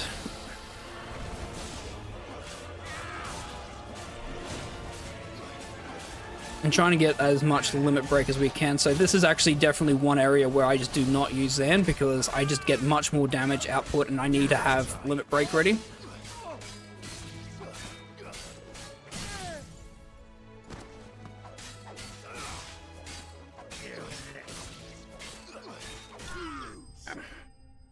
The limit break is going to be very, very important for this last phase, because we are going to be facing a Chimera with Odin, with Gungnir and Dancing Steel, which is, And you really want to be able to get everything out, and the problem with obviously Dancing Steel is like you need to obviously get the cutscene to go first, but the Chimera likes to jump around and move around, and its attacks are faster than Dancing Steel likes to come out. And the problem with Gungnir is that you want to get the full Gungnir out, but it's not staggering when you use it. So we'll get close to the edge of the time limit here, but... Odin is one of those where it's like you need to either like half stun or, you know, actually fully stagger the boss to land it. It's super weird. So that's the safest way to land Dancing Steel, is against it when it does the fire breath attack.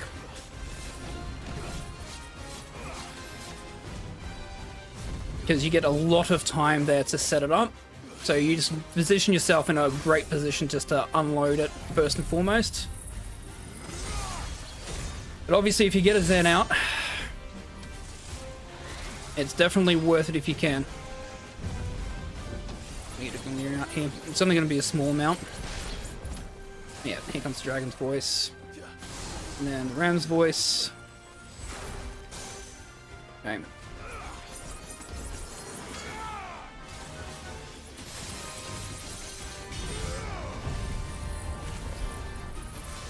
There we go. That should get us to 5. Not quite.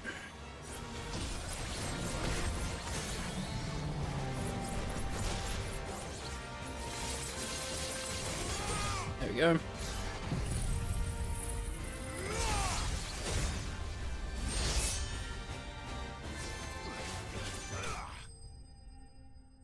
Odin Chronolith done. Alright. Didn't fail at this time.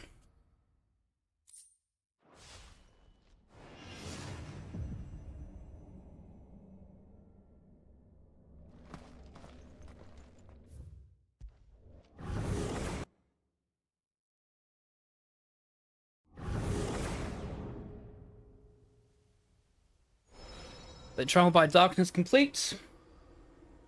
Nice. Chronolith Trials complete, so all Chronoliths are completed. And so you get the Circle of Malleus that you can see in the in Clive's room, where all the curiosities are. So that's a very, very quick check to say that yes, you've got all Chronoliths. Because the game pretty much just says, yep, you've got them all.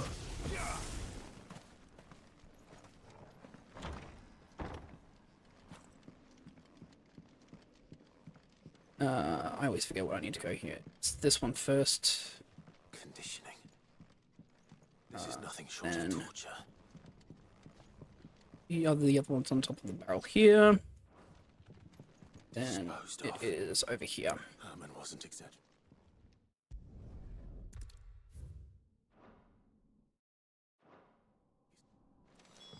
This reads like a suicide note. Did the director go through with his plan? There's only one way to find out.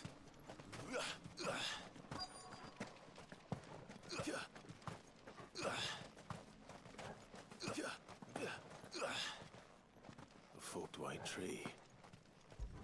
This must be the... We found a journal entry of all the young bearers and what happened to them, which is not a nice read. This place is cursed. Basically, some of them were experimented on. In terms of, like, how do we get them to become Akashic?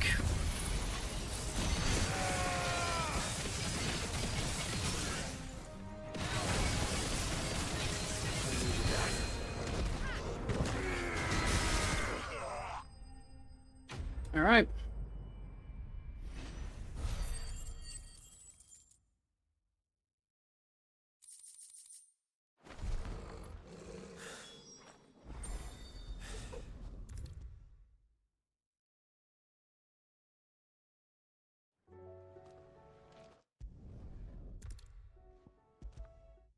So I'll hand over the bearer registry to Herman so we can see exactly what happened.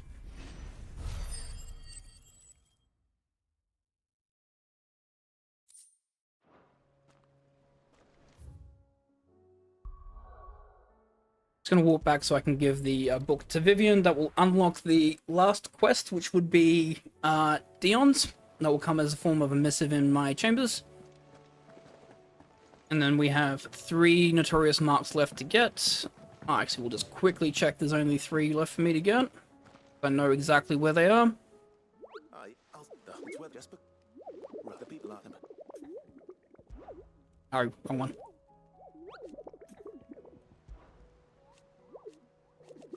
It's the top one, isn't it, Phoenix? It's the top one.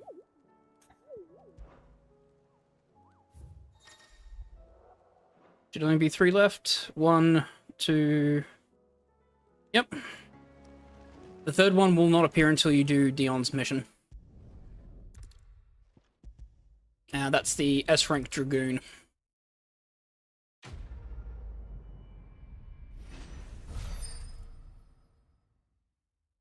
$29.40. Yep, we are on track for all Renown. Yep, new quest is available. which is, yep, in my missives.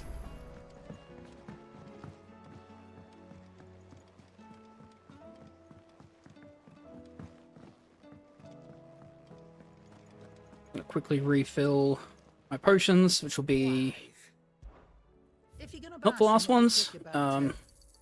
It'd Be the better second all last be refill that we do. You're rubbing me blind, you know.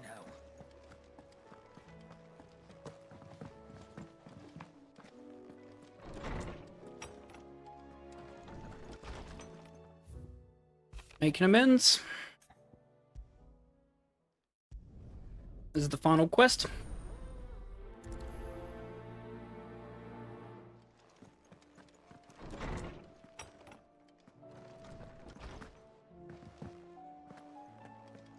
Slightly behind, so it'll probably be a 13:30 by the looks of it. Because we'll go for about like another 10-15 minutes doing the side quest, and then the hunts, and then we go into the end game, and that'll be about 20-25 minutes. Lawsman Harpocrates.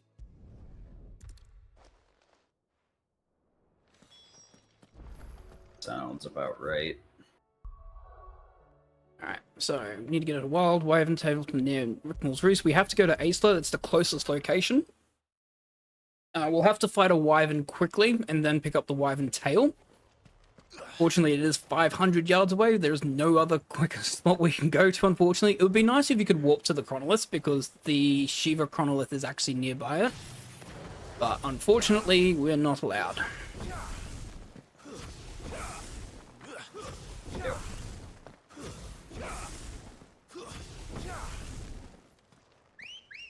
Honestly, it would have been really nice if the Chronoliths, like, either just in general had a warp point near them, because a lot of them you bounce off of the first couple of times you try it, and you're like, okay, whatever. And then you're like, I'm gonna come back to this later, which some of them are more so designed that way, since you end up needing a lot more strength than skill with some of them, i.e. like Odin, where you need to be able to get through it without Odin completely.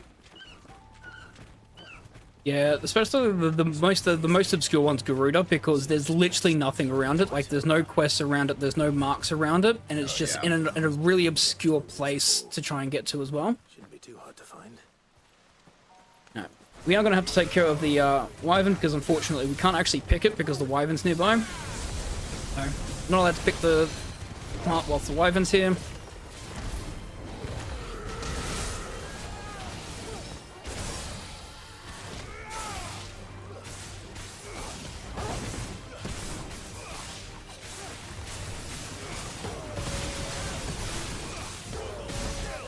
Go.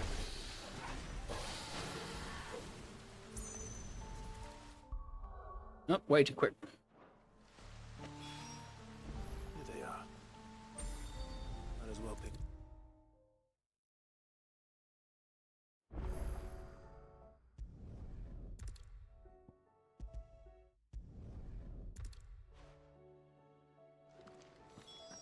Hand this off to Dion.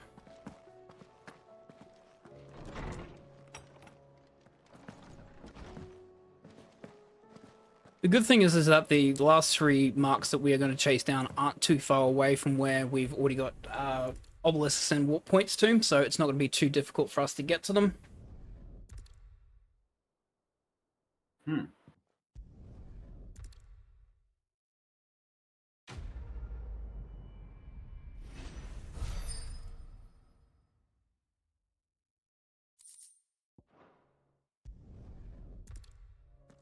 Alright, first and foremost, I'm going to get the Waloed one out of the way, because that's the furthest one on the map.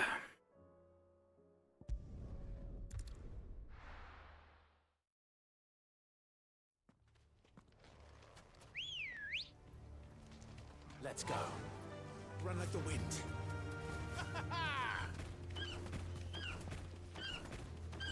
This will be the second last time we use Ambrosia as well. Ambrosia's going to get a very nice long rest after this.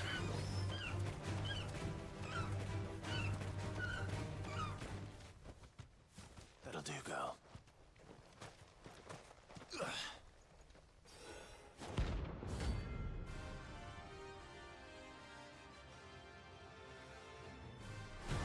After the Garuda spawns.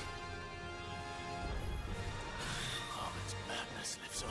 Without Ambrosia, this category would have been so much longer. Oh, absolutely. Especially with all the movement tech that we use with it.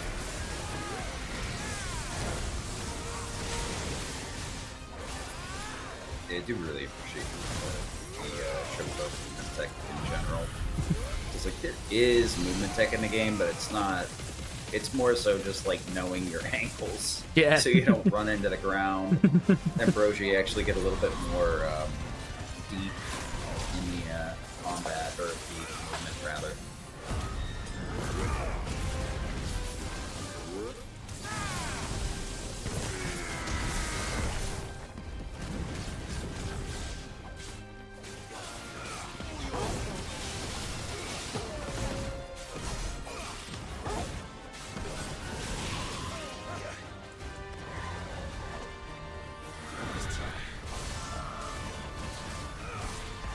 Storm Chase is annoying.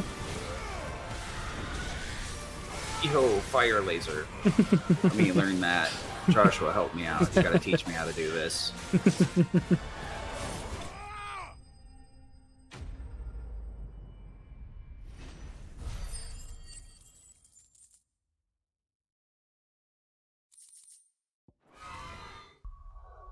We're just going to make one last change to our abilities. That becomes Rising Flame, because it's only one-on-one abilities that we're working on now. So, Flames of Rebirth has done its job for the day.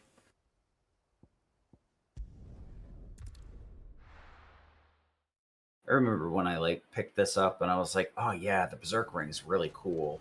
And then like I figured, and I was like, oh, this will be useful in speedrunning, yeah.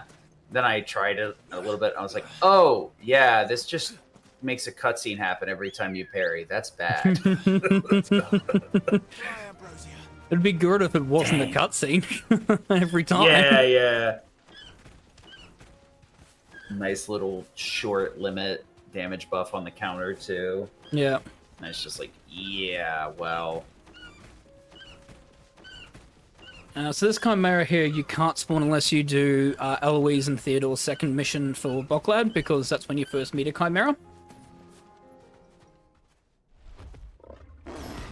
Oh yeah, I didn't even think about that. I was like, why? But yeah, it makes sense. They like to introduce the fight through the normal story and then the variants after.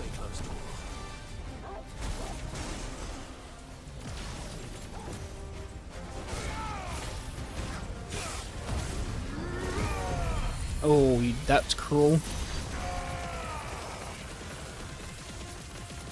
Still getting decent damage, but I'm not getting the Mega Flare. That's annoying. Oh yeah, that is kind of rough.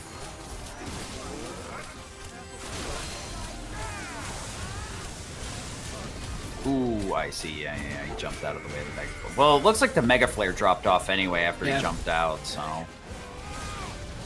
was gonna miss out on it anyway, I guess. Just annoying.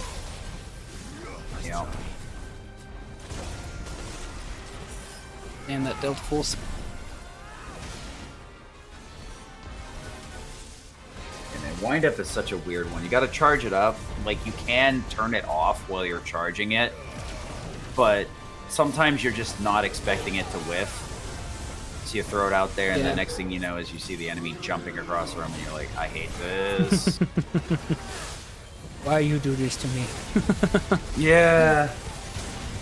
Dude, some of these enemies seem like they're not going to be very agile, and they just schmoove all over, and you're like, whoa, this can't be right. 3065. I'm actually going to reload here. Because then I'm just going to warp out to the Dragoon anyways. Because the Dragoon is the last one. That is the very, very last boss, because you can only unlock that by doing Dion's mission, because obviously the Dragoons are the special enforcers of the Sembrek army, which Dion used to be the captain for. So he actually is following Dion.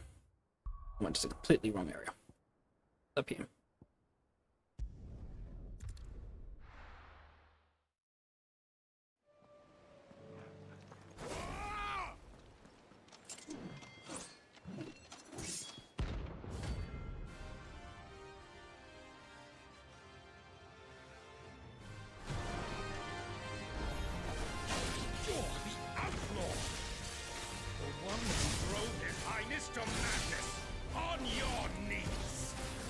And he actually holds a vendetta against us because he believes that we're the ones who caused Dion to go insane and become Bahamut.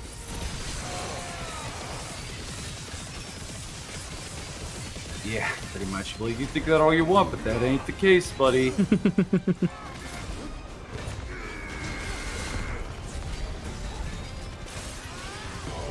Actually kind of unfortunate because even though it's like the last boss that can be unlocked, not an S rank, it's an A rank, and we are just way too overpowered. It's like, it fits thematically, but its difficulty is not high enough, for sure. 3100 renown should be full renown. We will check by just double checking checking the hunt board, make sure we've got all the hunts. I'll also just double check just the renown as well.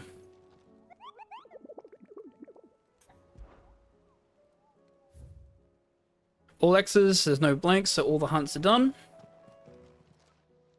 Welcome to the Patron's Whisper. Come to claim your just desserts. Unsigned is the highest one you can get. Because I just want to have more ability points. So that's there, that's confirmed. 3100 is the max renown we can get. There are no other active quests except for the DLC, which we do not do in this run. And all Chronoliths were confirmed to be done because we got the message, but we will also showcase the curiosity that shows that we have the Circle of Malleus that confirms that all 7 Chronoliths were done. If you're gonna buy some, be quick about it. Just gonna quickly buy my last potions that I need. It'd better all be here. Yeah, luckily the potion vendor's right next to the your room, so you can, that shows all the stuff. Pretty Checking the easy to missives, there are no show up. green ticks, so there's no outstanding mission there. Wall of Memories shows that we have every single curiosity, so all quests were done. So we are good to go into the end game.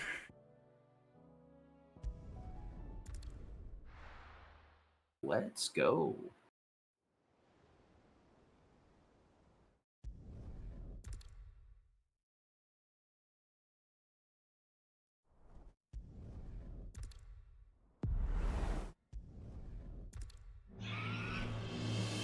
The interesting thing about this fight, quote-unquote fight with Ultima, even if you don't, the animation for both passing and failing the quick time events for this are exactly the same. It just changes the amount of damage that you receive. That's it.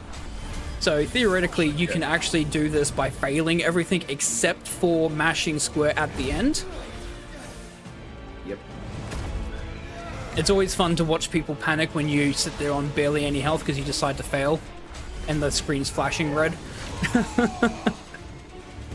There's no way to die here, though, because it always does just short of your full HP bar for the whole thing. Yep. And then it doesn't affect your HP when you exit this and go into the final fight, so there's no reason to care. So one last bathroom break, at least for, you know, with all this extra stuff, it probably is pretty nice. Absolutely. In terms of a run, I end up getting here and I'm like, this is actually nice because I can unwind a bit. You get through the last area and there's a lot of, like, not necessarily difficult fights, but it isn't super easy. The early Ultima fights can be very stressful. And considering that, like, leading up to Ultima, you've just got back-to-back-to-back mob fights and single fights, that it's just very intensive, basically all the way from Barnabas all the way to Ultima, the first Ultima fights. It's just intensive. Like, you don't really get much of a breather until you get to this part here.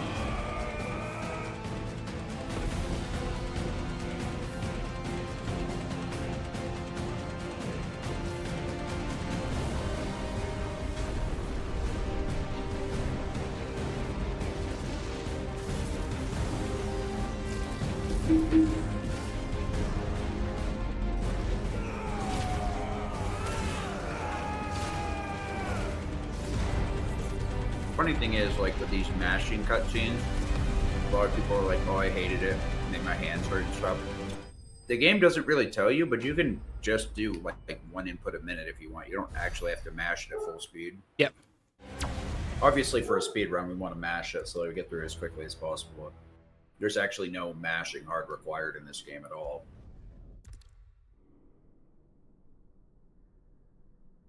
I'll do one last gear change because I don't need the EXP anymore.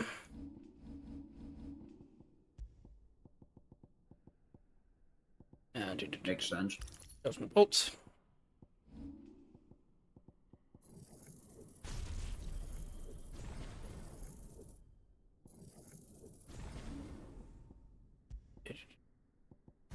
Yep.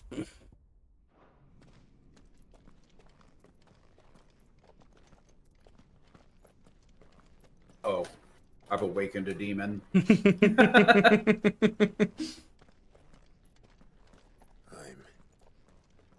sorry about Dion. Don't be. Please. He did what he had to do. And it's time we did the same. Judgment Ball's pretty fun. The only downside is, like, it's really does a lot of stagger damage. So I think it may end up staggering unnecessarily, but as long as you don't fire it off at the wrong time while he's flying up, it's a lot of free damage. Yeah. Oh, I think we're past that, Clive. I suppose we are.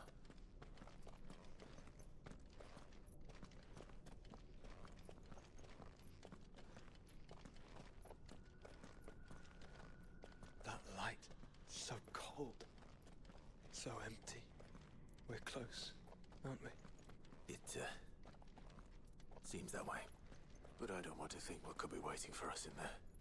Then think instead of those waiting for us at home.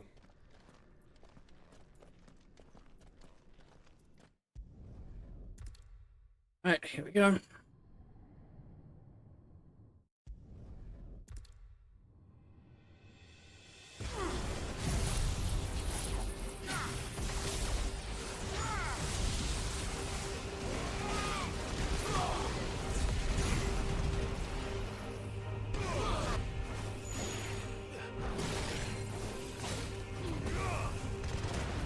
Just the And wind up, but that's fine. Countless centuries have I waited for this moment. yeah, I was honestly gonna say it's probably better to use the thunder over wind up because it's a little bit easier to land. Profaned. Just involve thunderstorm instead. But It must be. can't go wrong. Honestly, like you almost want to end up using that stuff instead of Giga Flare because you don't get the giant cutscene on it, but you get the same damage. Yep, absolutely. Giga Flare is just the last emergency, especially if he does Holy, because he's so far in the air. Yep. Unexpected. How is it that your will yet endures? Because it's not so easily broken. But it can be broken. And I shall see it so. For such is my will. Ah, there's ultimate. Alright, Try it.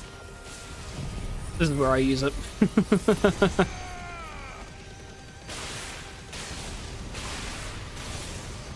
Yeah, fair.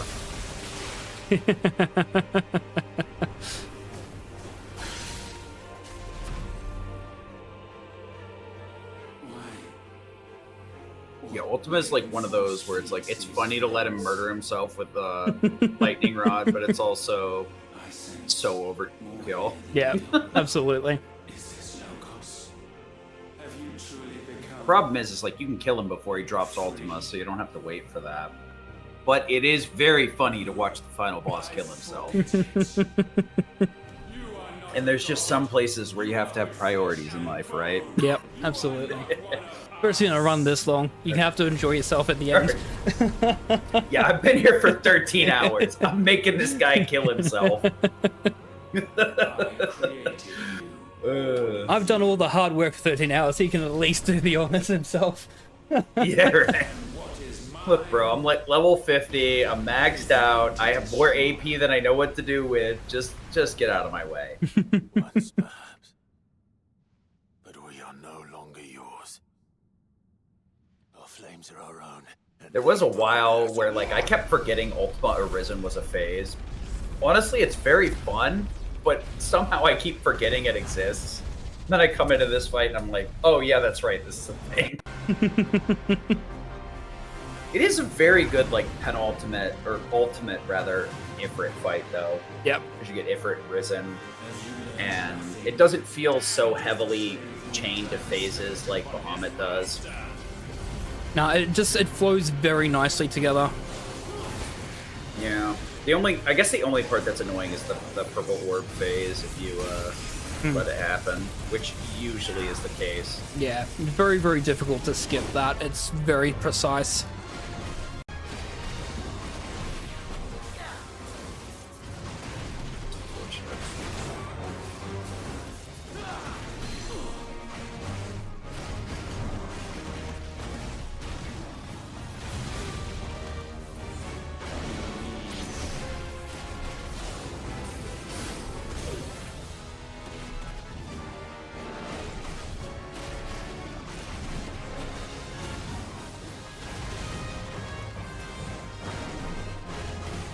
Yeah, the backdraft finish is so much fun, but nice. Yeah, you can like very easily like loop dodges through the that attack, the purple explosion orb, but it's really faster to just not let it happen at all. Mm-hmm. Yeah, like this right here, we can just dodge through if we're really being cute about it. Which is way better than backing up and then coming back in. Because he's vulnerable for a bit after it finishes. Yep. So it's kind of hard to hit.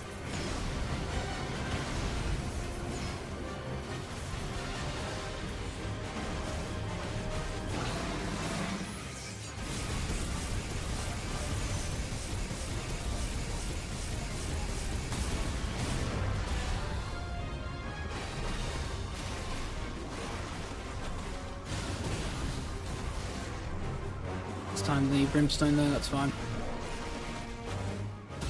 Yeah, this is a little bit interesting. It's like you gotta, if you're not on the right cycle, you end up just getting hit by every single orb when you try to go for a back draft finish. So you end up in like this weird pattern where you're like, look, I want my finisher. Because he always spawns the orbs right in front of you. And if you dodge to just dodge like that at the wrong time, that's exactly what happens. Yep. And I'm like, oh, well, that feels so bad. It's really hard to restrain yourself at the end of the run, though, because you're just like, all right, dude, just get out of my face.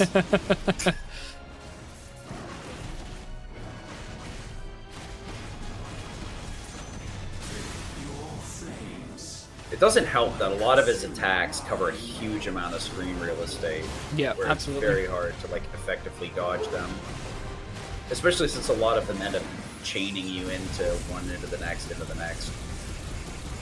There we go. Nice backdraft finish. It always feels good when you can come out of the go right into the stagger with backdraft finish. Yep, absolutely. And then yeah, it's perfect health timing as well, because then you can finish up with brimstone into spit flare finisher during stagger. No.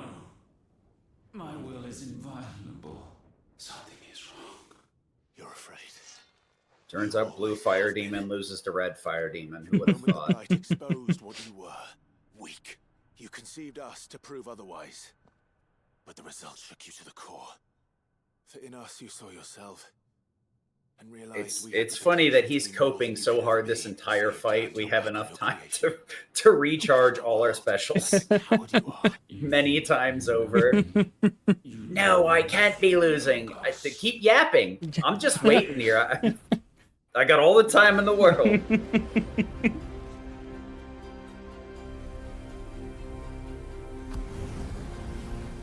That's what happens when you're caught monologuing. Yeah. It's a Final Fantasy Strangers of Paradise moment. Just shut up, sock it to him.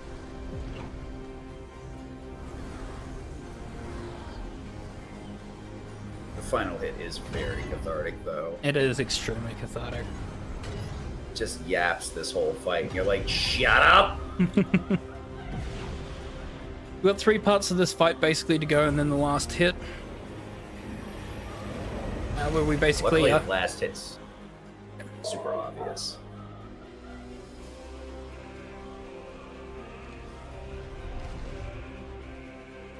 Bathed in light, I stand above you, my rebirth complete. And you, for your defiance, shall pay the proper price. An eternity of anguish. It's like a me and all my homies hate Logos moment. It's like, well, sorry, buddy, but that doesn't... You and all your homies ain't enough. Bring us together, and that makes us strong.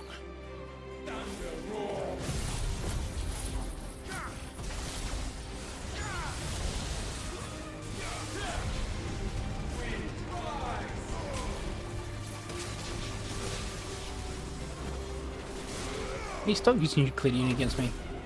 Rude.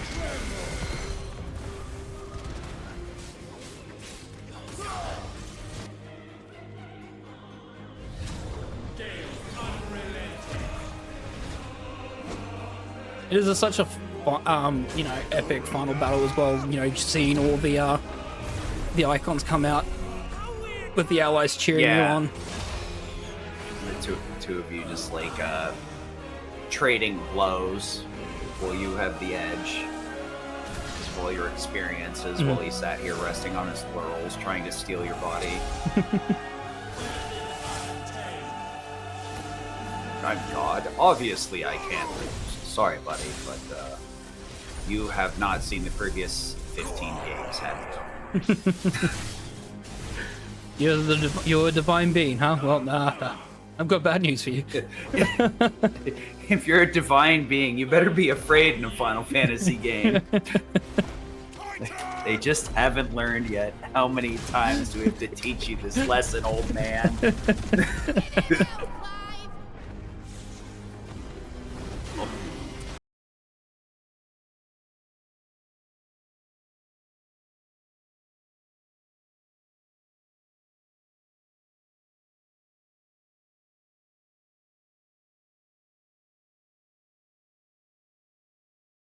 Go to the emergency.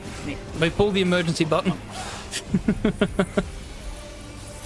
Oh, that's weird. Your stream froze on the... Oh, there it is. Never mind. Never mind. I was like, no, don't freeze. It's been like 13 hours. You must finish. We've been so good. No, okay. I just didn't want to have the ending be frozen after all that work. I was like, hold on, wait a minute.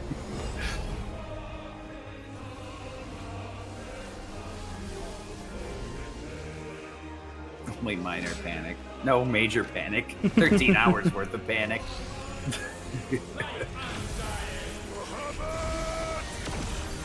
He thinks he can out laser beam us. That's funny.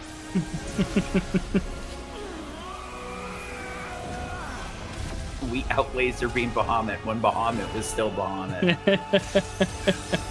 I don't think you stand much of a chance, sir.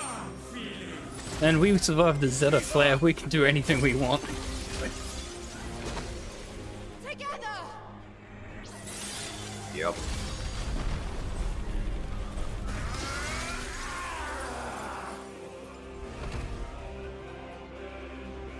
Darkness, unending.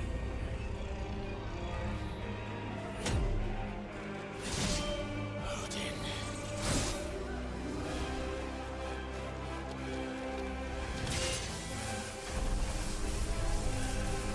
Onward, my son.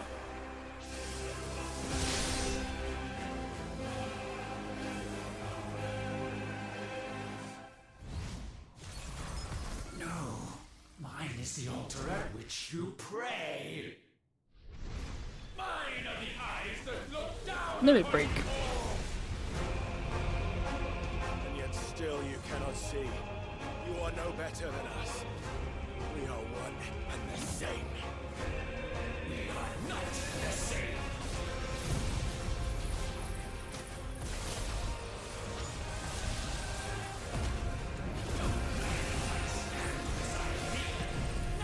I'm just going to use Giga Flare here, man, as well. And of course he teleports again. Rude. Yeah.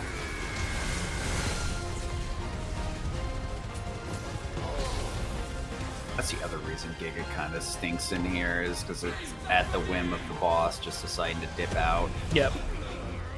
Good at building limit break if it lands.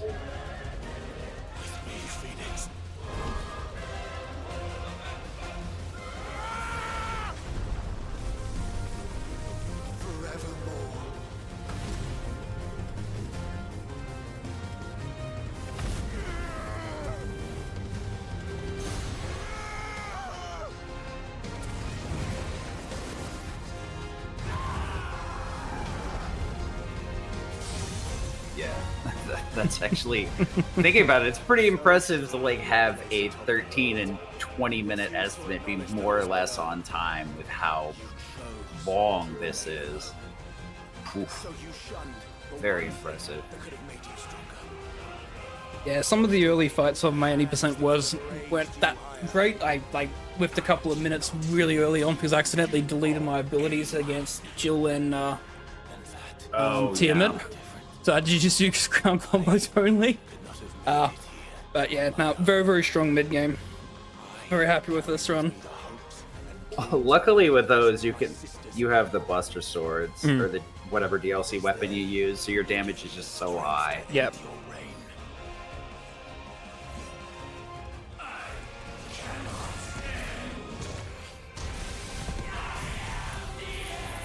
The punch God in the face. Let's go. Here we go. Domination asserted.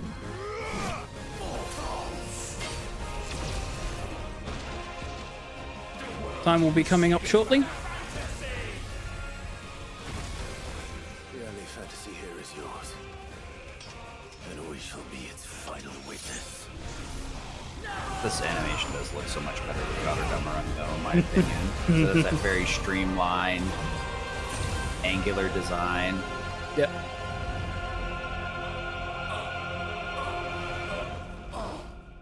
I said, Right through. And now he's holy.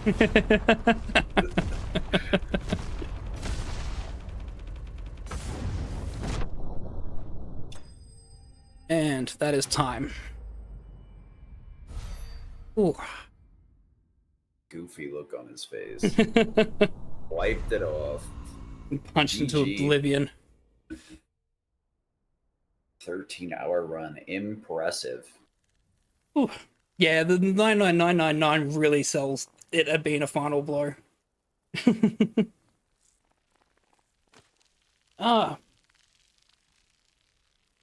of lore, obviously, because this is lots of lore. We're going to end with the lore, basically. We won't be able to watch the closing cinematic because there's copyrighted music on it. Yeah, which will get the thing taken down. So when we get to the credits, obviously, yeah, we won't be able to do it. Basically, we've defeated Ultima. We've destroyed the origin, therefore the last crystal. We sacrifice ourselves to do that by also resurrecting our brother Joshua, who actually passed away just before we started this fight. And then the world actually ends up healing itself and actually becomes a livable place even without magic. And it's sort of hinted at that because there's a book on a shelf that is named Final Fantasy by Joshua. Joshua. So it sounds like whether this is Joshua potentially a doesn't actually have a fantasy last book name. or a historical document. It's a bit unclear, but we survive. Yeah, there's a couple of kids playing in a house that are like talking about playing mage and stuff, and they're kind of making light reference to this entire story. Yep. So the indication is like Joshua kind of wrote it as a memoir / maybe fiction. And people have moved so far past magic, they don't even think it's real. It's just a fantasy. Yep. It's a Final Fantasy. Yeah, that was the all around Chronoliths. A lot of fun doing this run. Like I'm addicted to running 16, and yeah, definitely working on this run. Thank you everyone for joining and hanging out. Thank you, Sid, obviously for the commentary when you've been able to do it. Really, really helpful. Yep. Thank you so much for that. Yeah, glad I was able to drop by, and thanks for asking me. I really appreciate it. No problem at all. Thank you everyone for the donations as well that we had during the stream as well. Greatly appreciate it. It's all for a great cause. Thank you for all the tech stuff and everyone for A, letting me run this game, B, also for the smooth, you know, stream happening in behind the scenes as well. Really, really appreciated.